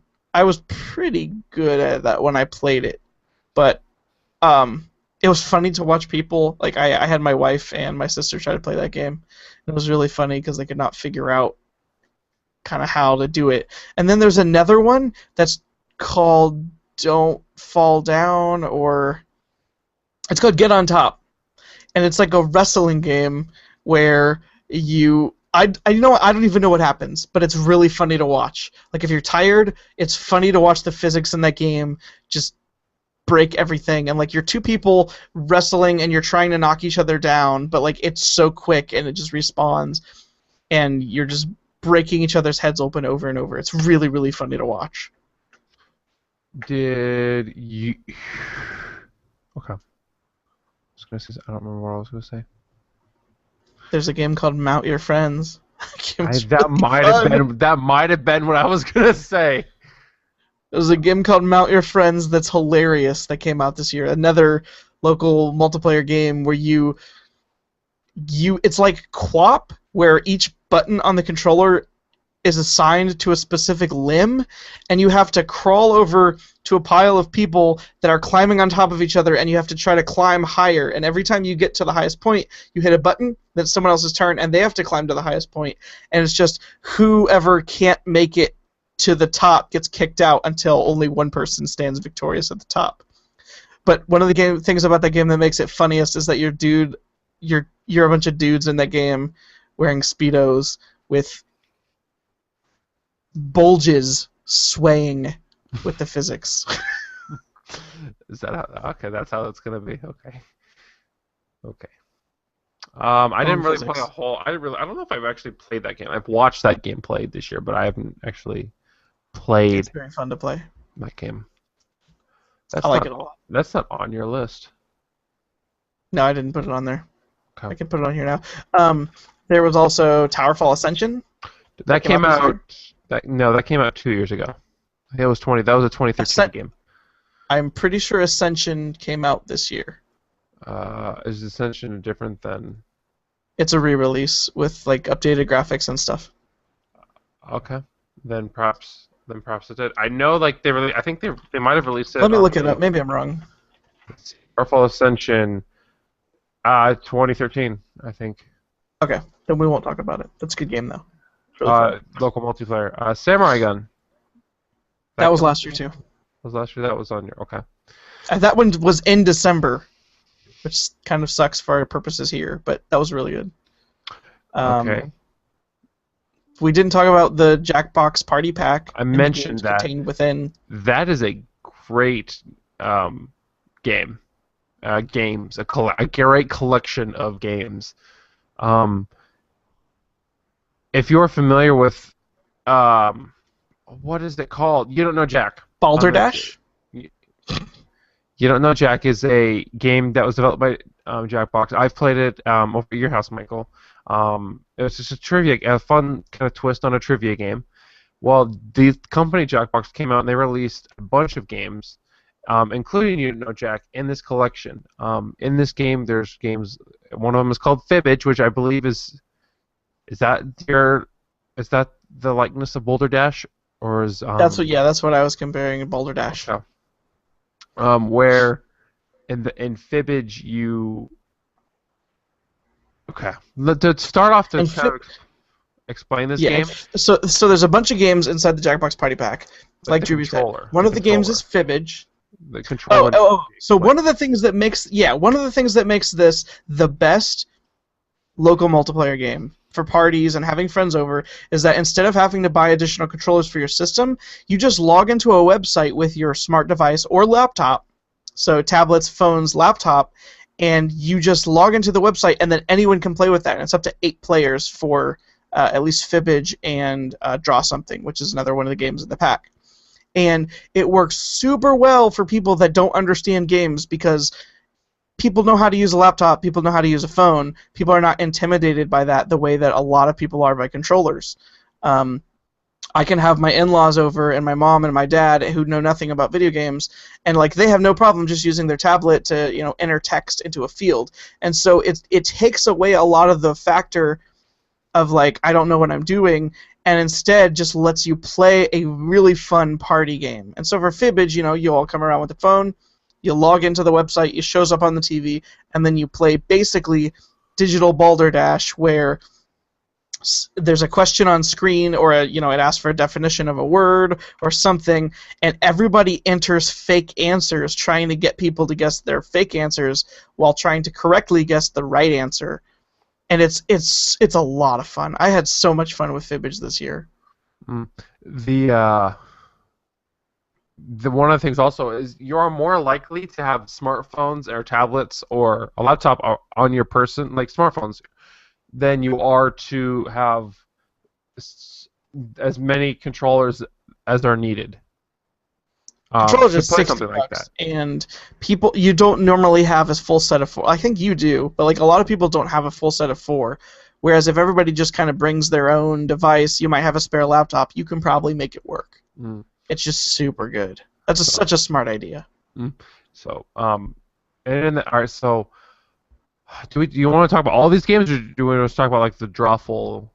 I mean, the highlights are like I called it Draw Something, but yeah, it's Drawful. Is basically the same kind of concept as Fibbage, only you draw a picture and everyone writes down what they think the picture is, while you try to guess the right answer.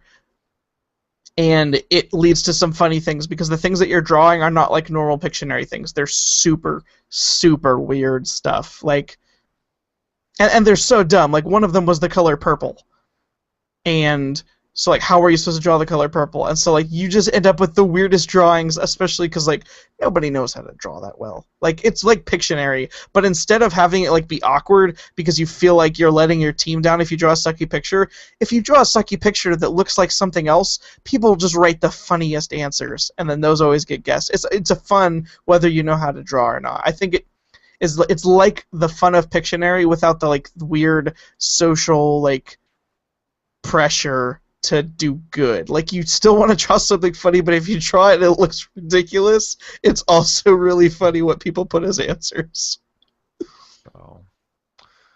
I played that game at your place, the Jackbox collection. And there's another game in there like Lie Swatter, where you can have up to 100 people in a match. That game is dumb though.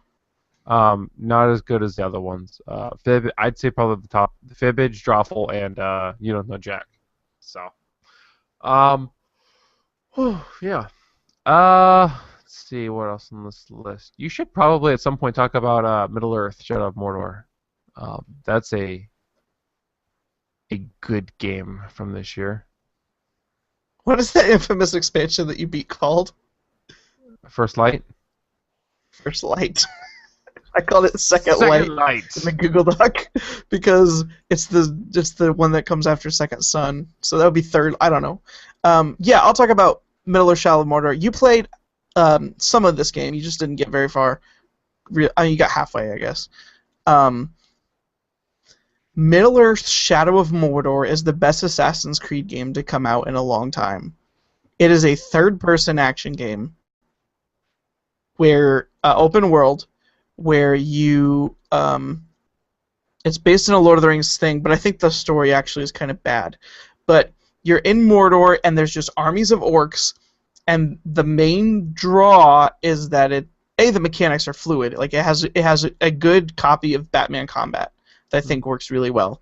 Unlike Assassin's Creed, which I don't think works super well. I don't know if it works as well as Batman, but it definitely is manageable. And you also have a bow, which drops slow motion. But on top of the combat system, which is really fun, and a traversal system, which is a lot like Assassin's Creed, but faster, so I think that also works better than Assassin's Creed. The main thing is that there's a thing called the Nemesis system, which is there are hordes of orcs that are just everywhere, and they have a hierarchy. And it's explained in narrative reasons why you can come back from the dead. But if someone kills you, they get promoted because they just killed you, and you're super cool. You're like the super bad guy, and so they level up. They become a captain, and then if you happen to come across them again, they'll recognize you and be like, "Hey, I thought I killed you once. I'll just kill you again." And if they happen to kill you again, they will level up again and become the next rank. And basically, there's this whole hierarchy of orc ranking systems, and the Nemesis system, as it's called. You will eventually probably get, an orc or a couple different orcs that you just build up this hatred for because they've killed you 6 times. This happens especially at the beginning of the game.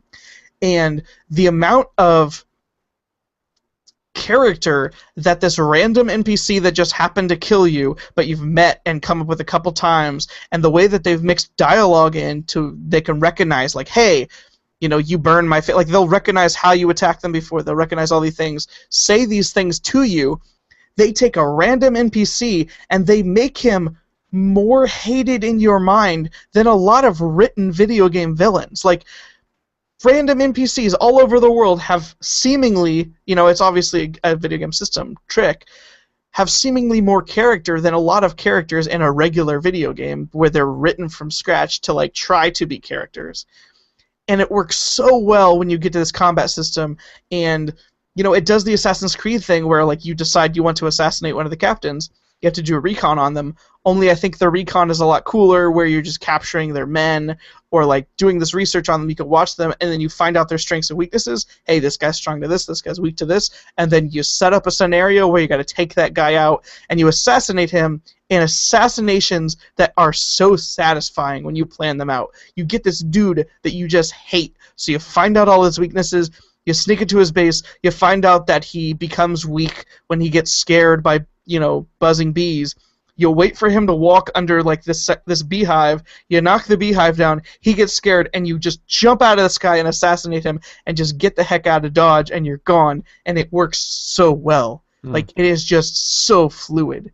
Mm-hmm. And it's buried in a story that I don't think is very good, especially for Lord of the Rings. And I like Lord of the Rings, but man, is that game fun and does it work well for what it does. I didn't really find myself hating my Nemesis a whole lot. I was kind of more disappointed when I ended up defeating him at the point. Go ahead. There are ways that you can buff your Nemesis. You can send him a death threat and it makes him stronger. And the benefits to doing that is when you kill higher level enemies, you get better drops. So there are reasons to kind of make your dude be super buff and then go and wipe him out in his base while he's super high leveled. And he becomes a lot harder. He's more likely to kill you when he's level 16 and he's invulnerable to 3 different types of attacks. And at that point, you start hating him. Or, like, because everything is kind of fluid in the world, you'll be doing a mission. You'll be like, okay, I'm supposed to assassinate this dude. He's not very high level. I got this. You go in there, you're about to pull off the assassination, and boom, like there's cutscenes anytime a special, named orc enters the battlefield.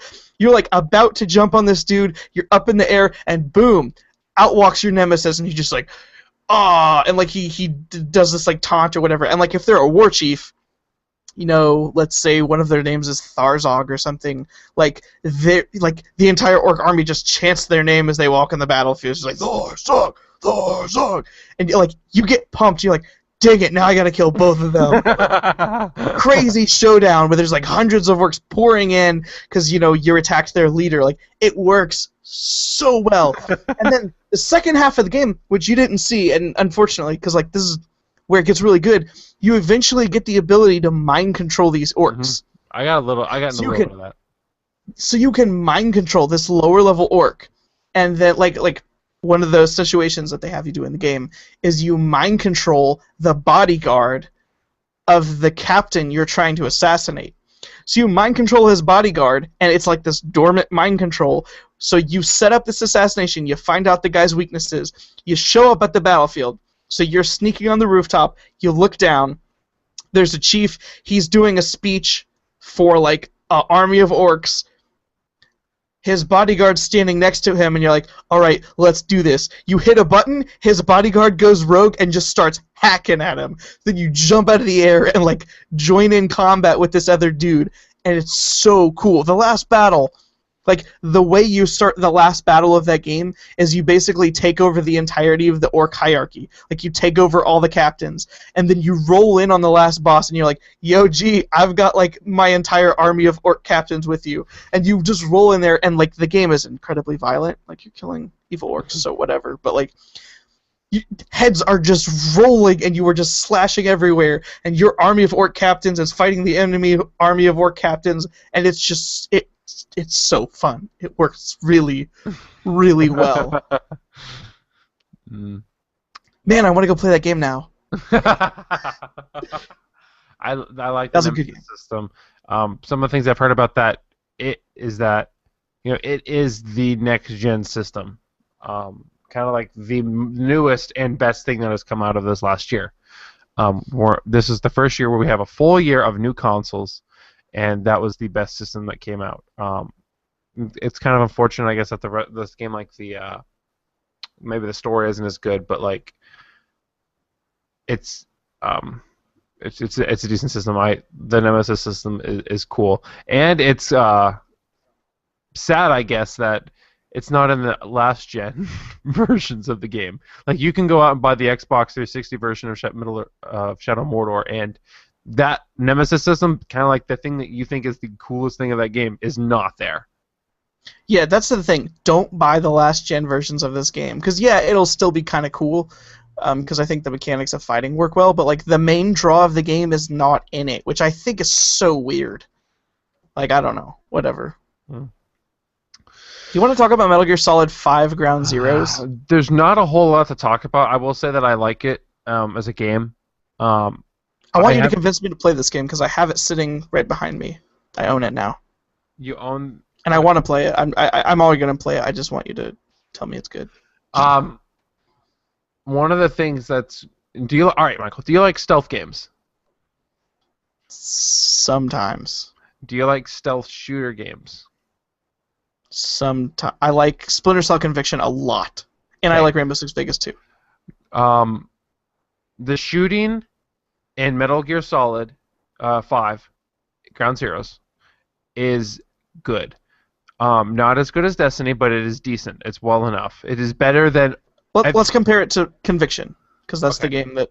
Okay. Conviction does a fair amount of hand-holding. I would say that it's probably better shooting than Conviction is, but some of the cool things about Conviction, like the takedowns and stuff, are not in Ground Zeroes. So like you can't just like line up 5 guys and then like hit one button and then execute all of them. It is not as hand-holdy, Ground Zeroes. If you screw up, you screw up. Now, you've never played a Metal Gear Solid game before. I've never played any of them before. The closest I've come, I've played a PSP Metal Gear Solid game, and I didn't really like it. You played Acid? Was it the card one? No, it was a PSP. Oh, okay. It was a PSP Metal Gear Solid. There's a PSP one that's a card game, but there's also a PSP one that's different. It wasn't. There wasn't. There was Peace Walker. I didn't play Peace Walker, but there was another one, and there were two other ones, I believe, and I didn't really like either of them. But this one I like. I've played through it multiple times. So kind of the fun thing is in this game is it gives you the same level, and you just have different. You can come at the objective from multiple ways. You can try different routes. You can try to take out different enemies, sneak in different ways, and try to do it and try to get in. This game was only $30 when it came out. It's probably cheaper now. I got it for $10. Did you get it on Steam? No, I got it on Amazon for $10. It went on sale. Okay. All right. Outside of the main campaign, which there's kind of a gruesome moment in the campaign, part of that game. But outside of that, it gives you this. It's the same map, but it gives you different objectives. So all right, Snake, we're dropping you in the zone. You've got to go take out these 3 radars or these 3 anti-aircraft guns or something like that. As opposed to the main story, which is you're trying to find like this character or someone who went missing, or then there's, you have different objectives, and you can complete these in different ways. You can maybe experiment, try to find the more efficient way. Sniping these, you can snipe people from afar. It's a fun game. I haven't played it in a little bit, but that game also is like gorgeous. It looks really good. The main story, the main mission takes place at night in the rain, and it looks really well. Does it get you pumped for the Phantom Pain? Are you going to play the Phantom Pain? I will probably play the Phantom Pain. I kind of wouldn't mind it. It'll be the first like full-fledged Metal Gear Solid game I will have played.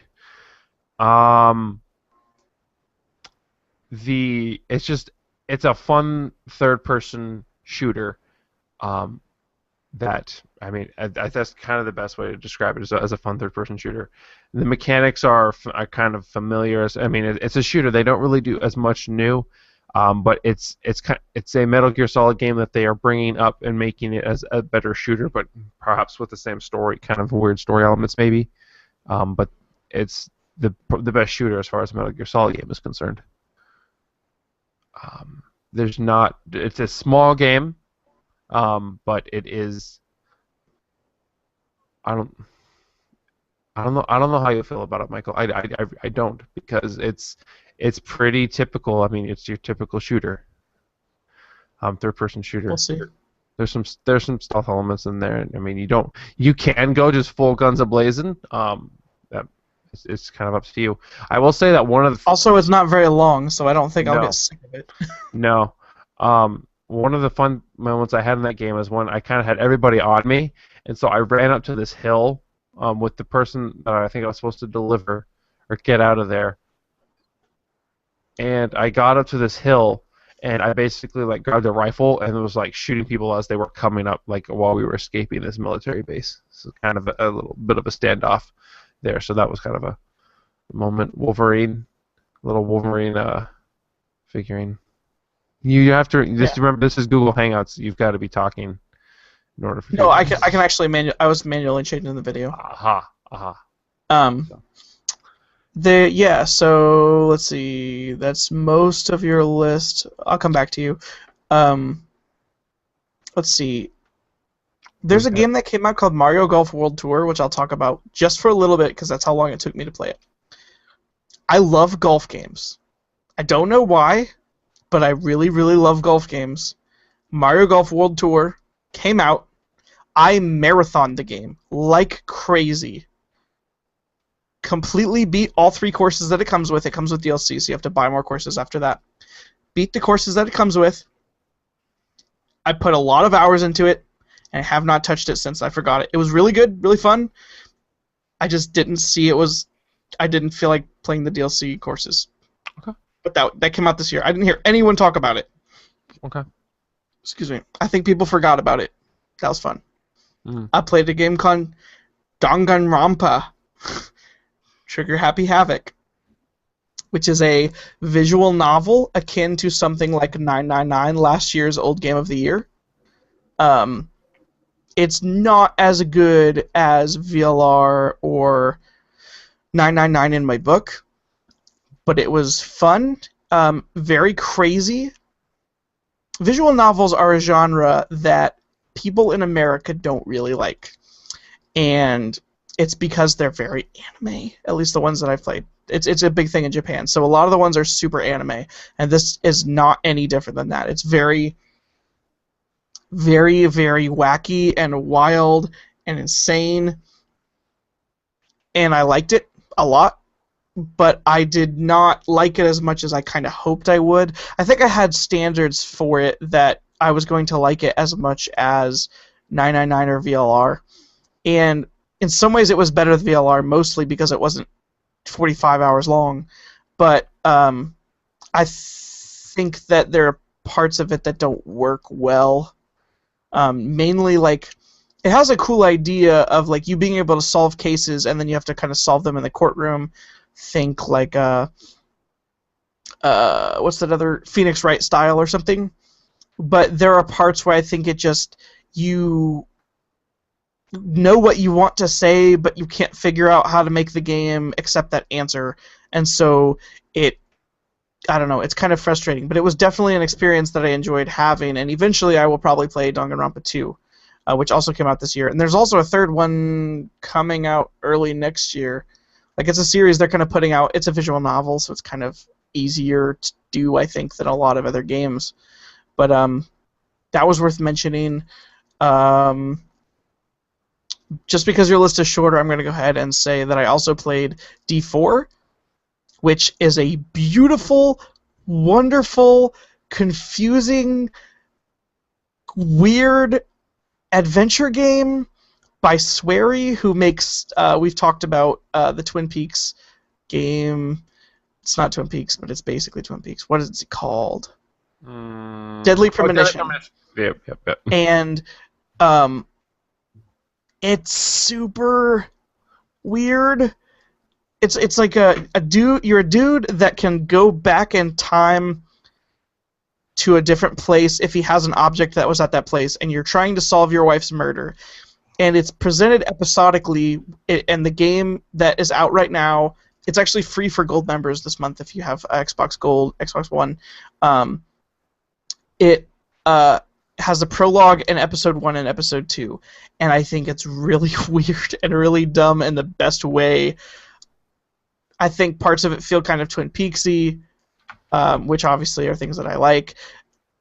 I recommend it highly if that sounds interesting at all to you, and if it doesn't, you probably won't give any craps about it. It's just that kind of weird. I mean, it's definitely anime. That kind of weird, Deadly Premonition, psycho. There's a lady that looks to be 20-something years old, and she is named Amanda, and she lives with you, and she thinks that she's a feral cat. So she acts like a wild cat, and like she attacks you, and like purrs and like knocks things off. Like she acts like a cat. Like she crawls on all fours. She sits on the TV. Like the things in this game are things that I could never explain into context to normal people that don't understand video games. Like if I said, I can explain it only to people that understand anime video games already, and they would not bat an eye. But like to a normal person, I could never explain this game because the things that happen in it are extremely weird. Scroll through my list. Sunset Overdrive. That was an exclusive that came out for the Xbox One that I had fun while playing it, but it's not a game that I feel like was overly amazing. There's some funny jokes in it. It's extremely colorful, which I appreciate, and it has really fun traversal, but the combat in the game isn't that great. It's another open world combat game, and I think it tries to be like Infamous Second Son, and there are things that I like about each one, which is another game that we both played that I forgot we didn't talk about. Infamous Second Son.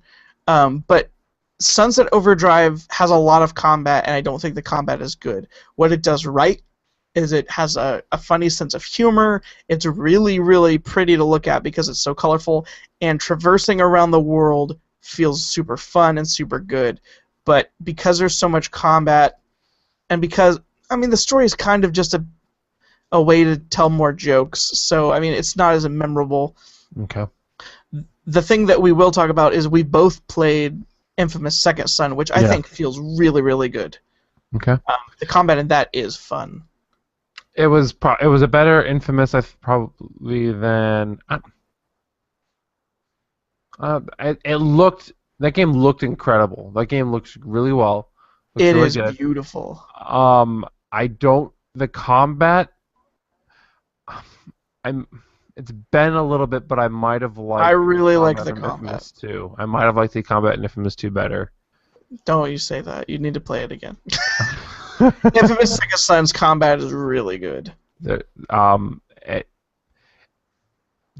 game, I worked towards full. I did a lot of stuff in that world. The story was all right. There was one part in it. I like the story. I like the story. Okay. It's not one of the better stories. Actually, it might be one of the better stories considering the games that we've talked about this year. I think it was probably one of the best. Yeah. I mean, you've got I think the Banner Saga is really good. Danganronpa has a lot of story, and I think some of it's good and some of it's not as good. But that's probably the third. It's on the top 3 for best story that's on my list. Probably. That villain, man. Valiant Hearts is number 1. Man, I hate her. Oh, really? Yeah, I forgot. Man, I hated her. Okay. Dude, I just watched my brother. My brother got a PS4 for Christmas, and I watched him replay the opening for that game when she comes in, and she's like a giant jerk, and she kills half your village and almost kills the rest. Man, I hated her. Did she actually kill your village? I don't remember that. She kills a lot of people in your village, yeah. Oh, I don't remember that. Mm-hmm. Man, I hated her. She's such a scumbag. That world, there was some stuff. That I don't. And that game is so pretty. That game is pretty. I don't know if I have. Maybe I just need to go back and maybe I'll do that or something. I'll have to go back and play some of that game again. But I don't full complete games, and I full completed that game. 100%ed it. I didn't replay it and do the evil side, but I 100%ed the good side. I did that with Infamous 1 as well. You full completed. Did you actually full complete Infamous 1? I mean, I like the same thing. I didn't do the evil side, but I 100%ed the good side. Okay. That had some DLC that came out this year. Infamous First Light. Which I want to play. You didn't play it, though. I did play it. It's not as good as the campaign, but it probably gets the element the L light that you play as in that game is good. It starts off and it's pretty interesting. I'm interested to see what happens. I mean, I know what happens. Man, yeah, dude, I was playing First Light, and I was like, dang, this game is so pretty. I always forget it. It looks so good, and it was one of the first games to come out. It came out, I think, early to mid-spring. March. Hey, let's add. How many things can Drewby look up? Yeah. It's on. Where'd it go? Here we go. March 21st. Yeah, that game. Oh, that game was so good. That game looks good. Do you remember the smoke? Do you You remember the smoke in that? Yeah, I remember smoke. Dude, the last boss battle of that game, which is not really that big of a spoiler, you're fighting the concrete stuff. There's so much particle physics happening. Like, it was the moment where I was like, wow, next-gen graphics look good. Like, the game didn't necessarily feel any different, like, it didn't feel like a next-gen game, but man, did it look like a next-gen game. I'm just thinking, I might have to just go play that game again. Troy Baker again. It's fun, dude. It's so fun. Like, it's a game you can just sit down and like listen to a podcast to and just do little missions. That's also Destiny, game you can sit down and just play, listen to a podcast. True that. You probably should. If you are not in a chat when you're playing Destiny, if you're not talking to your friends, you better be listening to something or watching something on TV. Heck, man. You're going to grind that game. Man, does it feel good to shoot stuff? Just aim on the sights and pop, pop, pop, pop. Man, dang it. There's one game I played Jazz Punk, but Jazz Punk is weird as heck, man. Don't have much to say about that game. Jazz Punk is the weirdest game I played this year, and I don't know whether that's a good thing or a bad thing. All of the weird stuff that I talked about D4, all the weird stuff I talked about in Danganronpa, Jazz Punk is the weirdest one I played. Did you play? Did you enjoy? Was that a funny game? Did you enjoy that game comically? I don't know. What does that mean? What does that mean? The jokes were intentionally the stupidest bottom of the barrel jokes that I would look at them and kind of laugh that someone thought that was funny. And I don't know if that was their intention, but there's some really, really just I can't describe it. You have to play it, but how long is that game? An hour and a half, 2 hours. Really? That game's only yeah. Yeah, dude, it's super short. You could make it maybe. You could maybe make it last 3 hours. You need to play it, Drewby. You might like it. But it is maybe 3 hours if you dig and try to find every single joke. Okay. I'm gonna add that to my list. Such a dumb game, dude. The ending of that game is so weird. I don't understand. It's nothing like the trailer, which we looked at, which is this live-action kind of bloody psycho thing, but at the same time, it is exactly like the trailer, because it's I don't know, dude, what the heck, it's so dumb, but also, when I think about it, kind of funny. I think I might, if the jokes in that game are that kind of caliber, I think I might enjoy that game like that. I don't know, dude, it's dumber than you think. It's the dumbest I've ever seen. What is up? It's just so bad. I can't describe it. There's no way for me to describe this that's gonna make it sound as funny as it is when I think about it. The voice acting is super dumb. I'm not even gonna say anything. If you're gonna try to play it, I don't want to ruin it for you. I want you to play it. I want to replay it right now. In fact, I made myself want to replay that game. Something I didn't think I wanted to do, and now I want to replay it. Okay. It's super colorful. I didn't laugh when I play it, but when I think about, somebody put that in a game. It's really stupid.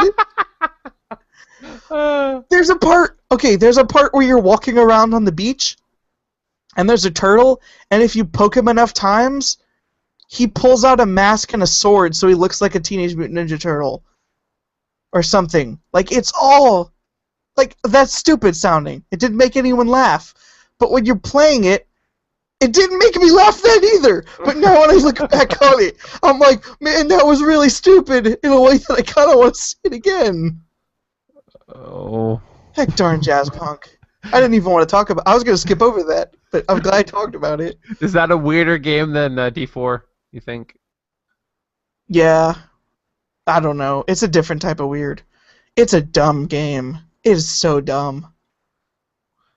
What else was I actually... I was actually going to talk about a specific game. You want to talk about Transistor?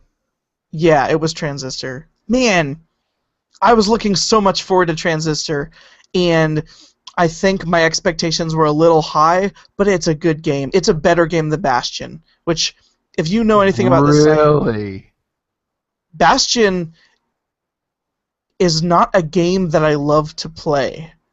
It's a soundtrack that I think is one of the best video game soundtracks in existence, and it's a good game.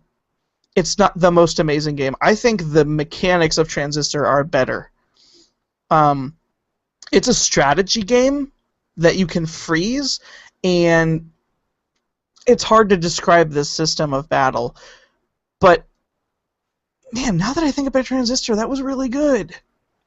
Dude, in my brain, I was not thinking that 2014 was a great year for games. And in some ways, maybe it wasn't. I don't know. But, like, man, that game was good, too. The way that the world... Okay, hold on. I got a song. It's from the soundtrack.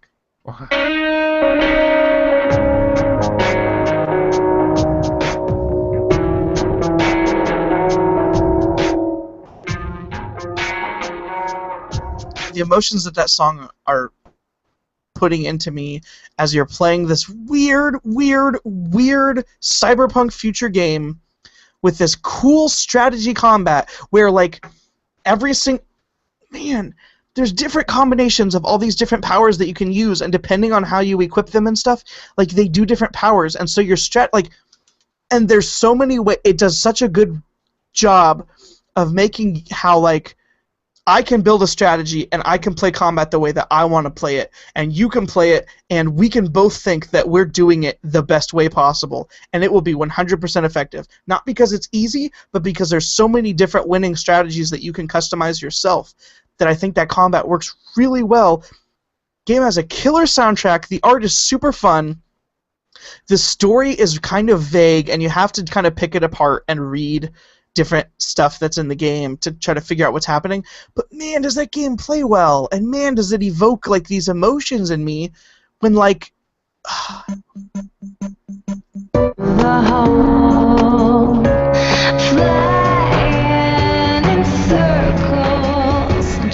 it's got the singer from it's the same dude that made the Bastion soundtrack, which I love. It's got the singer is the main voiced character.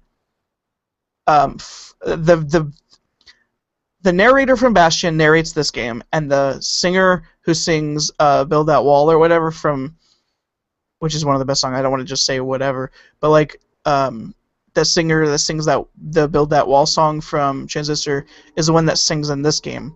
She's like a singer in the game, and she sings. The game is so moody as atmospheric, there is a button to make your character start humming music that will go along with the music that's in the background, and it's so flippin' cool.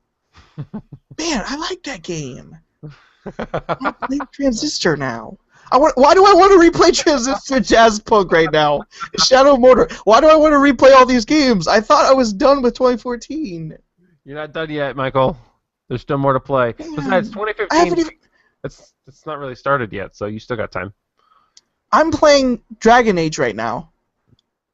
And yeah, oddly enough, the game that I was looking forward to the most last year, Dragon Age, well, I guess Dark Souls 2, which we haven't talked about, but Dragon Age, I am enjoying the least. Instead of playing Dragon Age, I want to play more Destiny, more Transistor, more Jazz Punk right now. There's Shadow of Mordor DLC I haven't even tried yet. Dragon Age is not that fun. At the point that I'm at. Why don't you just, like, stop then? It's just like there's these other games you can go back and play and have more. I haven't played it for days. I've played multiple other games. I beat Lufrausers, which I guess should be on the list. I beat multiple. I have not played Dragon Age. Like, I will eventually play through Dragon Age and beat it, because I say I like that series, but now that I don't really like 2 out of the 3 games, I can't really say that. I really like Dragon Age 1 a lot. There you go. That game is amazing. Just leave it at I will Dragon eventually Age 1. I'll eventually play through Dragon Age Inquisition all the way, but right now I'm just so much more interested in playing these other games that I missed, like Ground Zeroes. Like, there's some Steam games that I bought. Super Time Force, I didn't play that. Like, there's other games that I want to play instead that I think I'm going to, focus on. Drive Club, good games. I missed. I did not listen. I said Drive Club. Right. Drive Club. What about that broken racing game? Yeah, that I played a little bit and actually kind of enjoyed. Heck darn it, Drewby. Remember that game Master Chief Collection that came out this year and it was like the most broken thing? Yeah. Oh yeah, and Assassin's Creed Unity and games were broken. Yeah, game. This year was a bad year for broken games, actually. Well, what we got? We got Master Chief, Assassin's Creed. What else was broken? Destiny wasn't really broken. Destiny was. Watch Dogs was crap. Watch Dogs was not broken though. It was just crap. You and I, neither of us played that game. Drive Club was broken as heck. Drive Club was broken. I actually didn't play any of the broken games, thank goodness. I want to play Unity, despite. But. I've heard that's not a good game even when it's working. Even from Assassin's Creed fans. See, maybe just wait for it to go on sale. We'll see. Do you want to talk about Dark Souls 2 at all?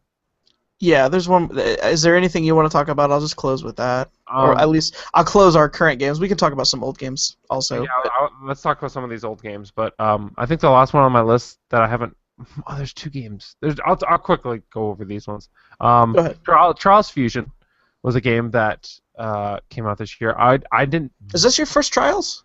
No, I played. I got into Evolution a little bit. On the computer. I got into Evolution a lot. I wasn't as into Evolution as you, but I have it on the PC. Played that. I played a bunch of Trials Fusion, and that I didn't get super far into that. It's an alright game. It's not. I haven't played it in a while. I think the levels got hard enough that it was. I guess I just lost interest. Imagine that, me losing interest in a game. The sound that is I mentioned this a little bit in the music. The theme song for Trials Fusion kind of sounds like Knife Party. It's not Knife Party, but to me it kind of sounds like it. Specifically that one song. I don't remember the name of the song. But I don't remember the theme song at all. I remember the theme song from Fusion because it was this stupid rap, but I don't remember the Fusion. Evolution, but I don't remember the Fusion. Welcome to the future, man, machine, the future. You know what that reminds me of? Hold on, I gotta play this real quick. This is super dumb. Crap, where is it? What are you gonna play? I don't know what you're gonna play. This one.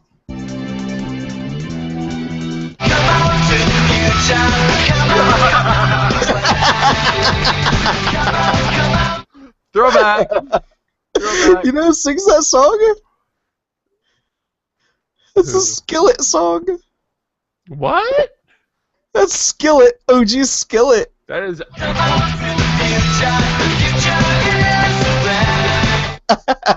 That is before, like, what's this? That the lead singer had like his throat surgery or something. Because that does not. Extreme Days wins my old movie of the year every year. Old movie every year. Yeah, sorry, you were talking about Trials Fusion. I didn't mean to interrupt. So anyway, there's not much. I mean, the trick system, okay, but anyway, it was the Trials game. Evolution was. If Evolution was on the PS4, I might just play more Evolution. And then One Finger Death Punch was a fighting game that I got into. I played a bunch of that. That's kind of that's a fun game. I played that. When did I play? There's a I don't know. It's a really easy, simple fighting game where enemies come at you from the right and the left. You are kind of like a stick figure standing in the middle, and as the enemy walks into your attack zone on the right, you press the B button to attack that person, and it's just like one hit done. And as an enemy walks into the left side, you have to hit the X, and so you're doing these button combos to knock these people out. you can pick up weapons. So like there'll be a weapon, like let's say like there's like a spear or something in the ground. If it's within that attack zone, you press B, you pick up that weapon, and then you can use that to attack people with. You can get bow and arrows, throwing knives. Different enemies have different button combinations that you use to defeat them. Very simple game on paper. It is fun and kind of somewhat of a mindless game that I played a bunch of. There's different game modes and maps that you play as you kind of progress through the quote unquote campaign. There's not really a story. It's just a bunch of different fighting maps, but like there's like an old movie where it's like kind of like vintage film. It puts a vintage film look on the map while you're fighting these guys. I want to say that there's a black and white screen, but I can't say that. I'm not entirely sure, but it's just a fun little fighting game.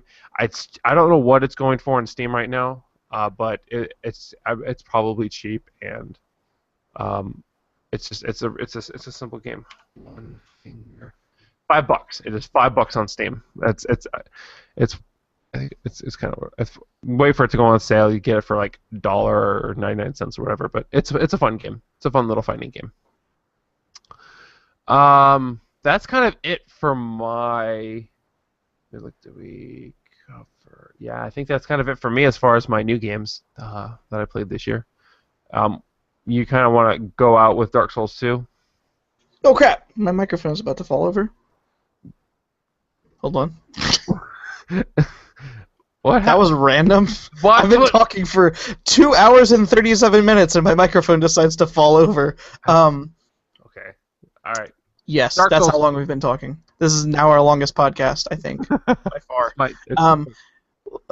Dark Souls 2 is my game of the year because I think Dark Souls is...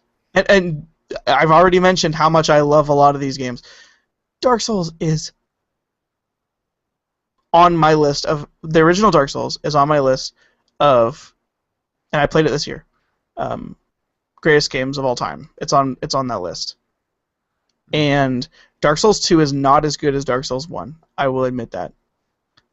But an okay Dark Souls game is better than most video games that I've ever played. Because it's so good. The moments that you have in that game, the fact that I needed to beat that game so fast because I wanted to have the conversation. I wanted to be part of the conversation surrounding that game because everyone has these shared moments of like, man, that boss was so hard, like I had to do this thing. Like the sharing that and like the experiencing that the first time you see a boss and you get completely decimated by it, and then when you finally come back and beat it, feels so good as that game teaches you its mechanics. Like I've talked about, Dark Souls is the best video game coach ever. It teaches you how to be better at it, which I think a lot of games that are mechanics heavy don't always succeed at as well.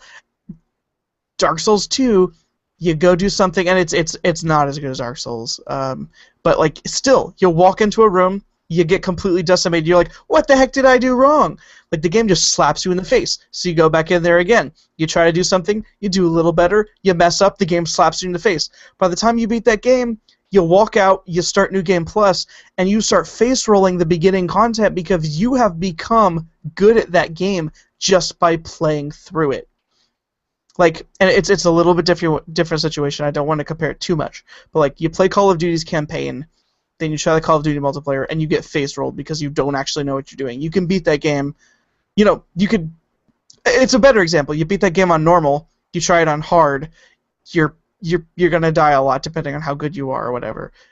Dark Souls, you start New Game Plus, you're gonna face roll the first like many bosses because you have gotten good. Like I don't want to say you've mastered, but maybe for your own personal self, you have mastered that. Like you know that jank back and forth, and that game taught you through the school of hard knocks. Here's how you play Dark Souls. And when you walk out of the other end of that game, you feel like such a champion, and you've defeated so much crap. And you know, you look at your build, and you're like, I think my build is so beast mode. And then you look at all the different builds, like similar to Transistor, you think you've figured it out, everybody else has also figured it out, and that game by far is not easy. It's not like anyone can just face roll that game, but like there's so many different ways to come out a victor on the other end of Dark Souls 2. And it is longer, it's a bigger game than Dark Souls 1 is. It's easier, but I don't know anyone that's played Dark Souls 2 that hasn't played Dark Souls 1. So it's hard for me to know whether it is really a lot easier or whether I've just gotten better at it, which I guess may be one of the strikes against Dark Souls 2. If it's expecting people to have come from Dark Souls 1, it should actually have assumed that they've learned some of the lessons from Dark Souls 1 and kind of increase the difficulty, which I don't think it does that well. But, man, that game's good. It's so good. I want to play Dark Souls 2 again, but I kind of also don't want to play Dark Souls 2 again because, man, is that game oppressive. It wants to slap you in the face just to make you a better gamer. Like, man. All right. And, like, as soon as I played it, I knew that was going to be my game of the year. And, like, things come close. Like, there's some other good games on this list. I love Destiny. I love these other games. But Dark Souls 2 is so good. I bought it on PC. I started to play through. Maybe I'll try to play some more of that for the site. But yeah. So, now, you want to play Jazz Punk again. You want to play in Transistor again. You want to go play some Infamous Second Son again. You want to play Dark Souls? I need to play Infamous First Light. I want to play Dark Souls 2 again. Man, I've just got my year set up. I don't have time for new games this year. I'm just going to replay my old games. So, all right. I played Dark Souls 1. Let's that's just to mark this organizationally speaking. That's basically both of our lists in completion. I don't think we skipped anything that I see. I don't know if we did. That's basically all that we played this year. So this year. So we also played older games. You did not talk about Super Smash Bros. Super Smash Brothers is Super Smash Brothers on 3DS. There you go. That has everything good and bad about it that you would expect. It's harder to see. It's harder to control. It's super fun because it's Super Smash Bros. On portable. Done. All right, so now that's all the games that we played from 2014, but we played some older games, and we'll go ahead and hit some of those stuff now. We mentioned Towerfall. Why'd you put Towerfall under older games? It's because it's 2013. Oh, that's 2013? Towerfall? Yeah. We talked about that. Towerfall. I'm thinking Titanfall. Drewby. It's been 3 hours almost. Okay. All right. Sorry, my bad. Towerfall. That game is good. Local co-op game. It's a fun game. I have it on my PS4. Had some good times playing that game. I finished. We'll talk about BioShock in a little bit.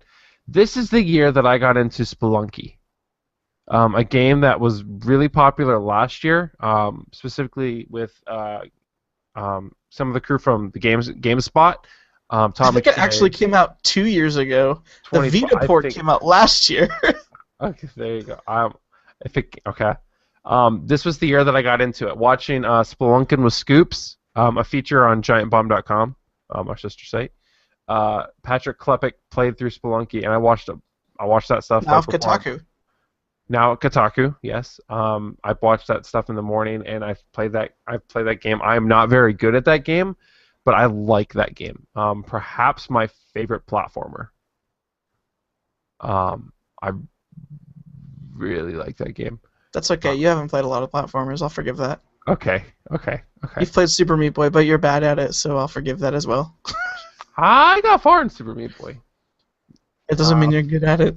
No. Okay. Spelunky.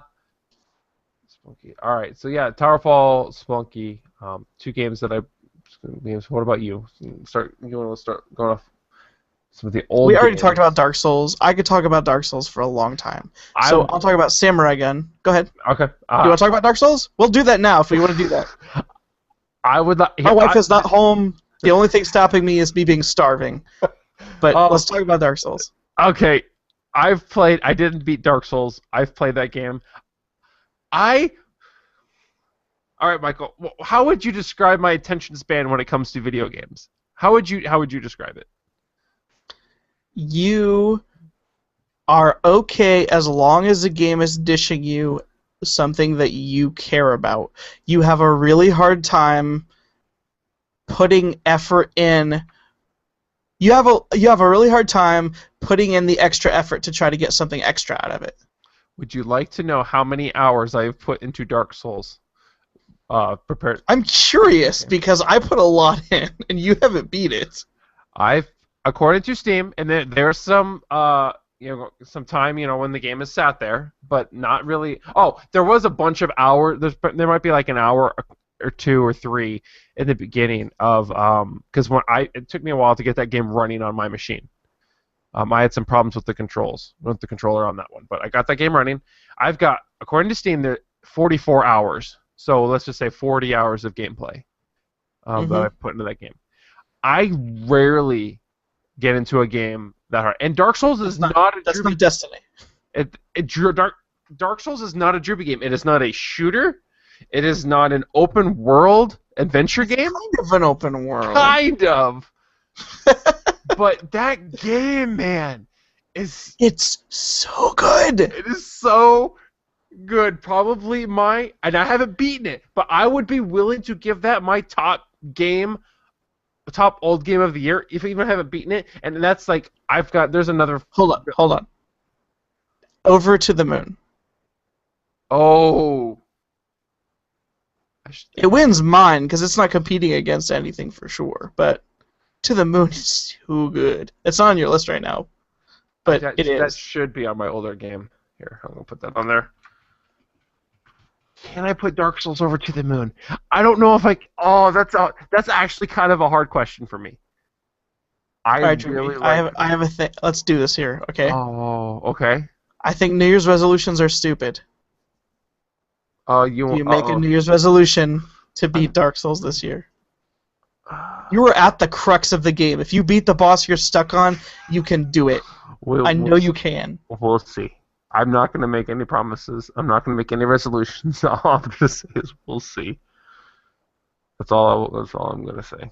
Dark Souls is an amazing game that teaches you everything about itself in the best... It's so dang hard, but it's so good! It's one of the most satisfying things! I screwed myself in that game, too. Like, I really screwed myself when I accidentally killed that trainer.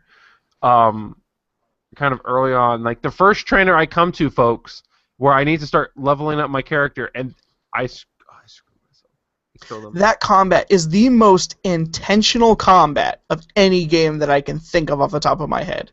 You mess up, you get punched in the face, and you die. Like, it is so specifically intentional in the best way, where you better be paying attention to what you're doing, because everything comes down. Every single hit's important. Every single dodge is important. Managing your stamina bar is important. Managing your gear is important. Figuring out bosses, figuring out levels. Dark Souls. And then the first time in the Undead Purgatory, when you walk around and you come up the elevator and you realize that you are back at Firelink Shrine and the game has looped back on itself for the first time, and you realize how big and how small that game's world is in the best way. You're like, Dark Souls. That game. I started that game. That's a game that I played when I just put a TV show. I started watching How I Met Your Mother, and I put that up on my second monitor, and I would watch that. I would have that show on while I played, and that game was really good. That game was really good. I want to play Dark Souls 1 again, Drewby. That game's PC port is not super good. I've never hated and loved some games so much. Because, dude, I don't want to fight SNO again. That fight sucks. But it's it hurts so good. Oh. So, anyway, Dark Souls. Dude, when I killed SNO and I cheesed it, I danced on their grave. I laughed at them. That's when you press right on your D-pad and you just dance like a fool. I've never hated someone. Man, talk about villains you hate the most. SNO. Oh, that fight, man. Okay, so. I was going to talk about Samurai Gun. That's another 4-player co-op, or not co-op, local multiplayer game. Similar to Towerfall, but I think quicker and less... I think Samurai Gun's kind of more dumbed down. Towerfall has a little bit more mechanics to it, whereas Samurai Gun is pretty much you got a gun, you got a sword, you just go. And it's one-hit kills, and then you spawn instantly back, and you're back at it. It's like most kills. You could do livestock. Not livestock, that's cows, but like lives or stock. Samurai Gun's a really, really, really good game. Super fun. We have videos of us playing that on the site too, so we don't have to dig too much. That game is fun. New Super Mario Brothers U. Michael. Yeah, so I have not played the Galaxy games. Okay. I have not played the water one, Sunshine. Okay. I've played every other Mario. Okay. I am not as into Mario in the new Mario games as I am into the old Mario games. I think New Super Mario Bros. U is a solid platformer that I beat in a week, and I didn't do all the extra stuff. I didn't do all the extra coin stuff, and I kind of was done. I didn't care. It was more fun for my wife. She was trying to beat it by herself, and she played it way more than I did. But it's a fine game, but nothing crazy special. You want to talk about To the Moon? This is your spot. I've talked about To the Moon. I didn't play To the Moon. We have talked about To the Moon a lot. So this podcast is. I will say that even if you don't play video games, you need to check out To the Moon. If you are hearing this podcast right now, email us at theculturemypeople@gmail.com, and next time there's a Steam sale, I might buy you a copy to make you play that game. That's how much. I will spend my money to get people to play To the Moon, because that game is so heck darn amazing. Talk about video game writing and video game storytelling and music working well with the games. Talk about games as art. Talk about the only game to make me cry. And I'm not talking I had streams. It was not wet in my eyes. There were tears streaming down my face. Of happiness and sadness at the same time, and also a game that made me laugh hard at different parts. Like, it's a beautiful To the Moon is a beautiful example of what games can aspire to be. Speaking of that, there's a game that guy made this year that I haven't played yet. A Bird Story. I bought it. A Bird Story, which I also own and haven't played. Maybe I'll play that. It's short. Like I think it's like an hour or something like that. Like it's an hour. I've never heard anyone report it was longer than an hour, so okay. I should probably play that and that Metal Gear Solid game or whatever. There you go. You want to talk about Injustice? I know you love that game. I haven't played it. Okay. This will be my spot. This game, I really like this game. I played the campaign in maybe 2 sittings. Probably one giant sitting. It has got one of my favorite things, one of my favorite story. All right, Injustice: Gods Among Us is a fighting game from the creators of Mortal Kombat. This is a DC Comics fighting game. So you Superman, you're Batman, you're Wonder Woman, you're Flash, Green Arrow, Green Lantern. This is a my butt hurts so bad. Go ahead. I guess this speaks to the quality of my chair because I'm doing all right. But nice. This is a fighting game with DC. We've talked Mortal Kombat 9. We've talked. You like the story in that game. You think it's Mortal Kombat 9 is a beautiful, steaming pile of garbage story that is wonderful for it. It is intentionally campy as crap and super dumb. And yes, I love it. This is the Injustice: Gods Among Us is a fighting game. I really like the story in it. It has got the story that they present is a very similar story to something that has been presented in DC Comics already, but I really like the idea of it. And they present it in this fighting game, and they do it well. And I played through the campaign, and I liked it. And I can't necessarily speak to the quality of the fighting game, but the fact that it's DC, my favorite comics publisher, and there's a fighting game with one of my favorite stories. I like the story in this game, and that's as far as I'm willing to go. I'm not willing to stake much on my skills in that game. at least now, are like close to none. I'm not very good anymore.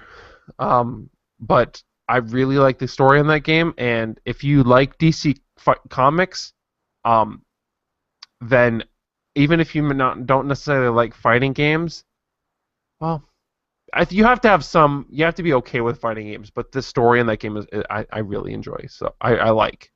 So there's that. That's kind of my piece. And it came out on PS4 this year. I played it on the PS4. So that's what I'll say about that game.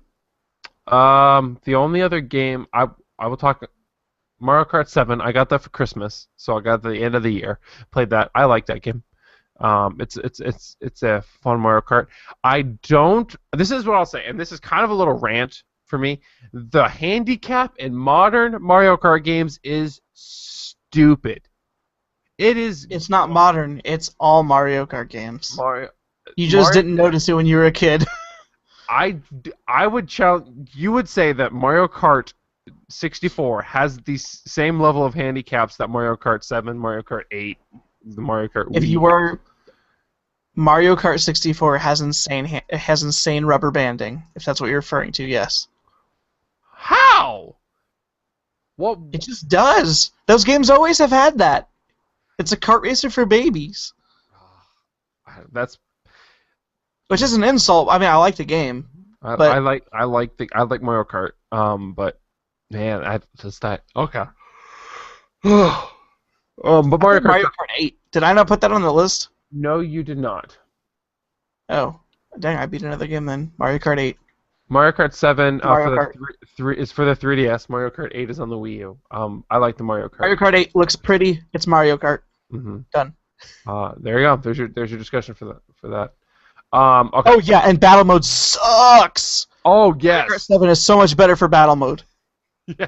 Mario Kart 7's battle mode is fun still. Mario Kart 8's battle mode is only on racetracks. You cannot play it on a battle track. So there is absolutely no reason to ever play it. Heck darn it. I do not want to play Mario Kart 8. That is a stupid. Actually, I kind of do, because my wife likes playing that. And it's fun. It's fun little kart racer. So, all right, Michael. Let's see here. You beat Thomas. I'm just gonna say that we talked about it a little bit. World of Warcraft was a game that I randomly picked up and leveled a character from 1 to like 83. What? You got that Yeah. far? Yes. So, as much as I want to say, oh no, I petered out on World of Warcraft, I put like freaking 40 hours into World of Warcraft this year, something I didn't think I would do. So, I love World of Warcraft. I'm not going to say it was exactly what I wanted to do then, I guess, because I put a crap load of time into it and I had fun. I stopped my sub because other games were coming out that I wanted to play. I'll probably pick it up again. But man, like, part of me wants to say, yeah, World of Warcraft, you know, it's whatever, but like I leveled up from level 1 to 83 this year or last year, just because I felt like playing World of Warcraft. So dang, World of Warcraft is a good MMO. I like that game. Did you play any other MMOs this year? Oh, and on top of I mean Destiny. On top of leveling from 1 to 83, I geared up my other character enough to start doing raids and ran a bunch of the LFR raids too. Like, I played a crap ton of WoW this year, man. How do you like the new expansion? I haven't played it. I stopped before it came out. Do you have I played a crap ton. I didn't buy it. Someone gifted it to me. Thank you. I'm not trying to sound ungrateful. I just have been playing all these other games like I've been talking about. But yeah, somebody gifted me that expansion. I haven't actually played it yet, but I'm looking forward to it. People say it's really good, and I really like WoW, evidently. So I don't know if I've heard a bad. think it's not. I don't know if I've heard a bad thing about the new expansion. I have heard no bad things about it. Even from people that are tired of WoW, they're like, yeah, this new expansion's good. So I am looking forward to that. But like, heck darn it, like, I forgot about World of Warcraft, but dang, I put a lot of time into it. New Super Mario Bros. U I already talked about. Bioshock Infinite, Burial at Sea. Bioshock Infinite was our game of the year last year. I want to save that for last. I'll talk about Zelda then. Oh, Thomas Was Alone. You have Thomas Was Alone. What do you have anything to say about that game? That was a good puzzle platformer made by Mike Bithell, who is making a game currently called Volume that I really hope is good, but the thing that scares me about Mike Bithell is that when he designed Thomas Was Alone, he was trying to make the next Mario. He was trying to make a really good platformer. And that is not what he made. He made a cool, atmospheric, awesome indie game with cool like narration and stuff. So maybe he's going to try to make something and make something else awesome. I don't know. Thomas Was Alone was pretty good. I beat it. The Legend of Zelda: A Link Between Worlds takes the regular Legend of Zelda formula that's been rehashed, and I haven't played the newest one, but it's been rehashed so many times, and it made it fresh enough that I beat it quickly. I played that game a lot, and I enjoyed a lot of it, and the dungeons were interesting enough to keep me challenged without overly frustrating me. I think I did look up a walkthrough at one point, and I was doing something stupid. It was my own fault. The Legend of Zelda was GameSpot's Game of the Year last year. And I ended up beating it early January. Like, it was just an early beat for me. But that game is really good. It's a really good Legend of Zelda game. I am looking forward so hard to the new Zelda game. But honestly, and I know this is terrible for the games that we're talking about, it's now been 2 hours and 52 minutes. I'm getting hungry. So I want to... Now that the end is in sight, we have one game left to talk about, which is Bayer Lit Sea, and I want to see how you try to make this game sound as good as I think you're going to try to make it sound. Not that it's bad. BioShock Infinite was my favorite. It was art. It was the site's. The site's top game of last year, 2013. BioShock Infinite. That is a awesome shooter. It is a good shooter with awesome sci-fi story elements, and the story is awesome, and the atmosphere is cool, and that game is great. I played Burial at Sea, the first one, last year, and they released the second one late last year or early this year. I don't remember, and I never played it. And I just one day, eventually, I was just like, oh. That game is like I need to play that game, or that I forgot about this or whatever. So I went through and I played that and finished it. Oh, holy crap! Did you play through The Walking Dead this year? Yes, I did, but I also played through BioShock 1 this year. Oh, nice. I did. I finished Walking. Yeah, well, I won't talk too much. I'll be. Anyway, I finished Burial at Sea 2, and then right after I finished Burial at Sea 2, I went into BioShock and played BioShock 1, which I think that game is good. I think that it was overrated. The atmosphere is great, but I think that game was overrated. Maybe BioShock? that was BioShock 1, and that might be just because I did not play BioShock 1 when it came out, so like the atmosphere and stuff, which was kind of like the reason everybody loved it. I agree with you that I think that game is overrated. I think it's. I'm not saying it's also too long. I don't know that's necessarily a bad game. I think it's a good game. I just don't know if it's like, oh, this game is like the most amazing game of the generation. Like, I don't know if I'd say that. Because that's Dark Souls. There you go. Yeah, Dark Souls was last gen. Yeah, both Dark Souls were last.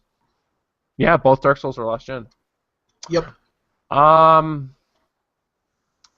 So yeah, I played through Burial at Sea 2, and the initial game is what? The initial game is better, but I think I liked Burial at Sea 2 better than I liked Burial at Sea 1.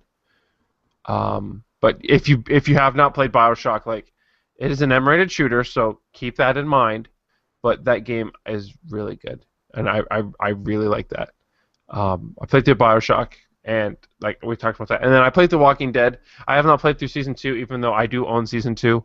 And that game is Walking Dead season 1. It was different for me. I'd never really played something like that, a Telltale game like that, and that game's good. So, What did you think of? You played Burial at Sea 1. What did you think of that? And do you have any? Are you going to play Burial at Sea 2 and finish it? I will. I think I own it. I will eventually play Burial at Sea 2. Burial at Sea 1 was good. Burial at Sea 1 was good. It just didn't hit any special story beats that kind of the first one hadn't already hit. So it was cool to be back in Rapture. It was cool to be playing BioShock. But like the main things that were happening were like I kind of already know some of this stuff, and there was some twisty stuff. Like I feel like I don't want to just give it less credit than it deserves, but it didn't hold my interest enough for me to go back to it immediately after. I mean, especially with all these other games that I mentioned that were awesome for me. That opening sequence at Burial at Sea 1 is cool. Seeing Rapture when it was kind of alive in a real city, and just being able to walk around that world when it was, and when there were people. And seeing, that was seeing cool. like this, seeing the characters that you know of Booker and Elizabeth being in this cool, different situation was also cool. I like Elizabeth as a character a lot. So. Yeah, Burial at Sea. You also light her cigarette with your finger, which is stinking awesome. I don't remember that. Like you do the plasma power or whatever, where your finger turns to fire and you light her cigarette. There you go. All right, man. I think that's all of the video games. All of our video games. 2014. In the can. Or not for Better you. than I thought it was. I need to go back and some of these games, like I look at Metal Gear Solid, I kind of want to play that. Jazzpunk, want to play. I need to finish Banner Saga. That game is on the mobile. I think I might pick it up on like the Android or something and play it that way. I think I might get through farther. We'll see. Yeah, I mean, there's a bunch of 2014 games that I'm still gonna be playing through. Like I'm playing through with my wife the Borderlands adventure game that came out, episode 1 or whatever. Okay. Zero Sum? Zero Sum is what it's called. No. Well, Zero Sum is the episode chapter. I can't remember what the game is called. Tales from the Borderlands. I mean, there's other games I'm going to be playing, but like as far as the completed list of things that I kind of beat and we talked about, that's kind of our list. We talked about our music. Talked about movies. I think. We didn't really talk about TV, but I mean, you talk about TV every week, though. Arrow Season 2? Arrow Season 3. This year or last year? Arrow Season 2 finished this last year, and they started Season 3 I saw Season 2, and that was kick butt. You like that? So. We'll yeah, so we're back. That. We did not try to pod fade. Mainly what happened was around the time of the holidays and stuff, I mainly was like, hey, it was like this thing where in November I was like, hey, I'm going to take a little break. And then by the time December came around, I was like, hey, my family's coming to town. I'm just going to take a big break. So this is going to be, season 2 of 2.5 of the culturemypeople.com. We started technically, we did a Game of the Year thing in 2013, but we didn't do a lot of podcasting, I don't think. And then last year we did a bunch of podcasts, and then we just faded out a little bit. So we're back. We're going to try to do a weekly thing. I'm going to try to mix up. We're mixing up things different this year than we did. We started off, and we had 2 podcasts. We had a video game podcast, and then we had hashtag follow the conversation, which was our catch-all podcast. And it got hard. It's always hard doing 2 shows a week. Then we added a 3rd show, where we added the monthly issue weekly, which I still think is the best podcast title we're ever going to have at theculturepeople.com. And then we were both just spending a lot of money on comics, and we had different priorities at the time, so we canceled that. And we were just doing the 2-show thing. And the thing is, sometimes we have less video games to talk about, sometimes we have more video games to talk about, and it's still hard to do two shows a week. Well, I had the idea for another show, and so it's already hard doing 2 shows a week. 3 shows a week is going to be insane. I think we're going to try to mix it up this year and try to combine. I know we broke this apart for a reason, but I think we're going to try to combine hashtag and, on the topic of video games again, back into just hashtag. Try to keep it super casual still, and I know that the reason that we split them up was because a lot of times video games, like in this podcast, kind of dominated our conversation. But I really think if we kind of do what we did on this podcast, which is mainly focus on getting the other stuff out of the way so people that don't like video games can listen to the beginning, get that kind of stuff listened to, and then we can talk about video games at the end, it will at least keep it separated enough that we will make sure to talk about other stuff, TV shows, comics, stupid stuff that we do during the week. Like hashtag is very unstructured on purpose. Like, I like it to just be a place where we hang out in Google Hangouts, which is frequently what I post. Like, hashtag is intentionally random and unfocused and unscheduled and stuff, and I don't want to change the format of hashtag. But I also love to talk, like, obviously we love video games. We talked about video games so much this podcast. Video games are the main, like, one of the main things, and I'll get into that in a second. Video games are one of the main things I like to talk about on our podcast, so I obviously can't cancel the video game show, and I love doing hashtags. So we're going to do video games the way we kind of did here, where I think and we'll probably even try to do some kind of, we'll probably talk about everything in hashtag, do our hashtag stuff, get that all out of our system, hang out, do whatever, and then be like, all right, now we're going to talk about video games, and maybe that will keep our video game stuff more on point, because at that point we'll be more tired. We'll make sure to focus on the video game stuff we want to talk about, instead of sometimes when we did on topic of video games, we felt like we had to talk about video games more than we necessarily wanted to every week, which would sometimes make it drier, which is why I think a lot of times hashtag was more fun to record. Whereas maybe some week we don't have as much video games to talk about, we don't talk about video games very long, and then we just focus on random crap. Because hashtag, we almost always had something to say. Like, it's the whatever podcast. We could just be stupid for an hour, and it was fun, play music, like listen to stupid clips, reminisce about dumb stuff. Like hashtag, it's a lot of fun. Video games can be a lot of fun. I had a ton of fun talking about the video games this year, so I'm trying to find a way to blend this. So I think that's the way we're going to try that. I've already mentioned it to Drewby ahead of time, and I think we can make that work. There's a big football game going on, which I realize that some of our audience is probably watching the game. But where was I? Did you have any comments you wanted to say about the format change? Keeping that stuff separate is going to be, it'll be different for us. But it's something that I think we'll experiment with, see what happens, and if you don't like the change, or you want us, or maybe you have a suggestion or something different, write us in and let us know. Give us feedback. Give us something so that we can work off. I mean, if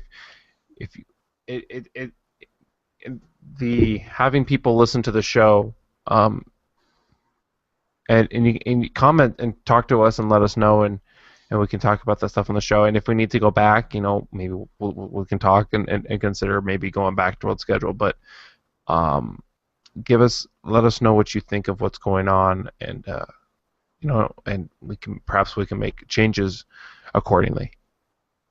Yeah, I mean, doing this stuff is super fun. We're hoping that people are enjoying it.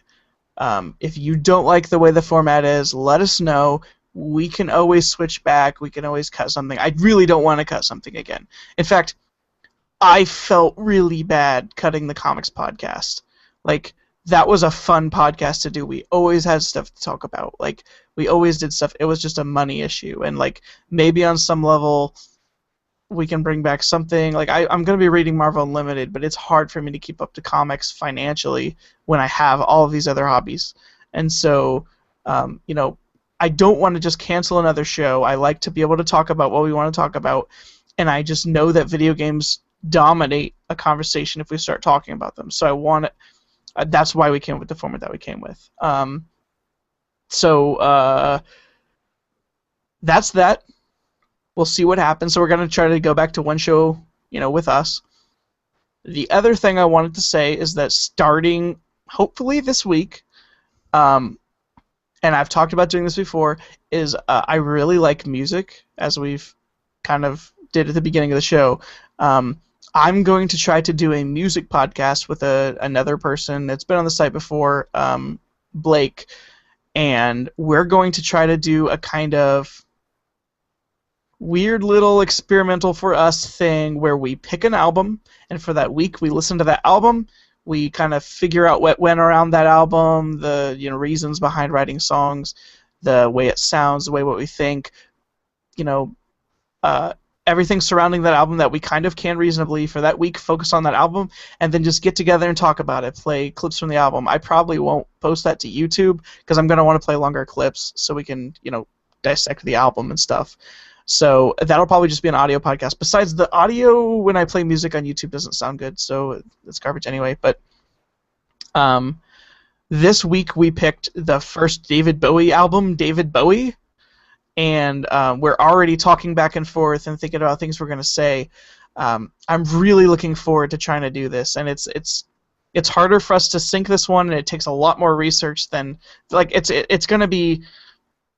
Some weeks, depending on the album, it could be goofy, but it's going to be a more serious podcast than this kind of stuff because just the nature of how we're doing everything. So it takes a lot more work. I'm really excited about trying it and seeing what people think, though. So that's the other project that we're kind of working on, and that's the first album that we're going to do. So any feedback on that would also be appreciated. We're still going to try to do the normal stuff on the site. We'll pretend to make videos and then never actually do it. We'll, do kinds of stuff and then randomly upload a YouTube clip and then Halloween-y. So, we're going to do the normal thing. We're not trying to get rid of the podcast. We had a little break. We're bringing it back, coming back strong. That's why we're making this flippin' 3-hour video about this thing. I really like doing this stuff. This is one of the things I've dreamed about doing since I was a kid. Now we have the ability to do it. We've got some decent equipment. So I'm looking forward to 2015. There's a lot of good games coming out. There's music coming out. Drewby's talking about all the movies. I'm watching Arrow again. The show's coming out. I'm excited for 2015. I'm ready to go. 2015's got some people set. There's some stuff coming down the pipeline, so... yeah, we're refining this stuff. We want this stuff to be better. We want the podcast we're working on to be better. We want the music podcast that we're trying to build to be good. We're setting ourselves up for what I hope to be an okay year, 2015, to be able to continue the Culture My People's reach. Last year, we talked to that dude. Where was he? France? Is that where that dude was? Yeah, I think so. Italy.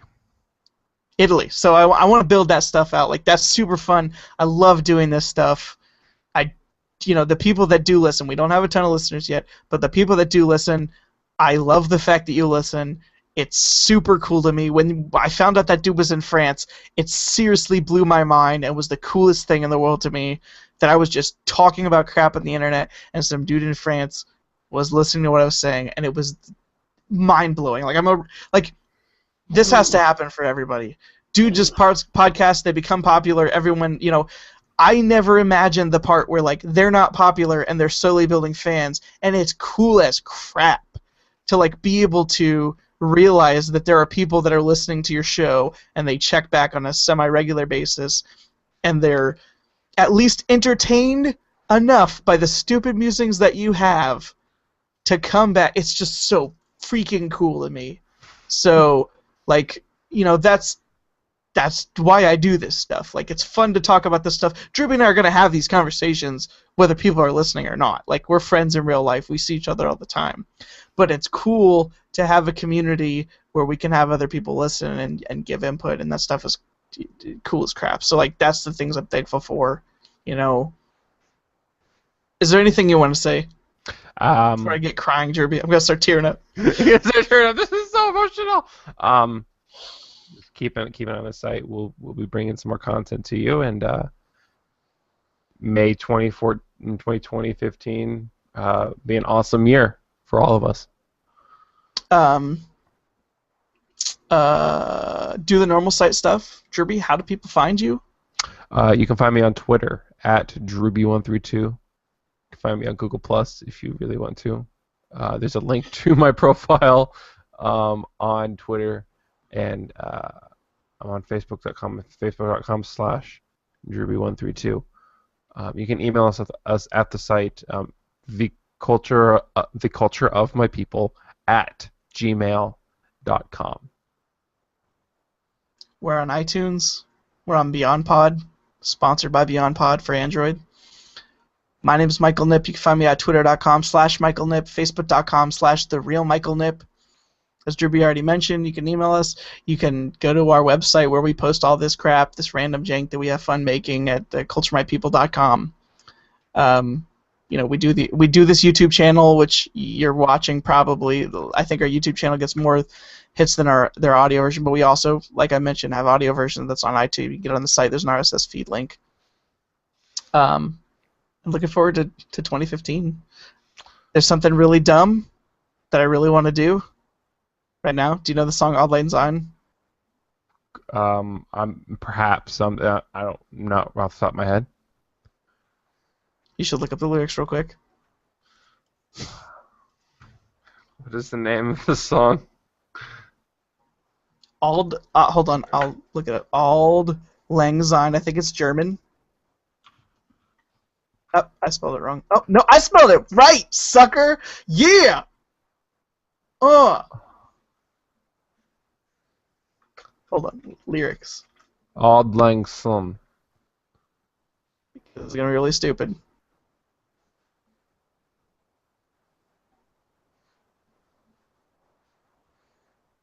Okay. Did you just pull it up on Google? I know what this Should've played is. at the same time. I got that. So you've got the first two paragraphs? I got the first two paragraphs. Alright. I'm going to take my headphones off so I can't hear you because the sync is going to be off. And we're going to do what I think we've done before, which is I'm going to sing the song, and you're going to you can sing with me. It's obviously not going to be synced at all. We're going to sing the song because it's January 12th, the beginning of the new year. The cultureofpeoples.com calendar year starts at January 12th. On January 12th, so I'm going to take these headphones off right now and start singing. Alright, here we go. Are you ready? I'll just cut this out of the audio version if it's balls.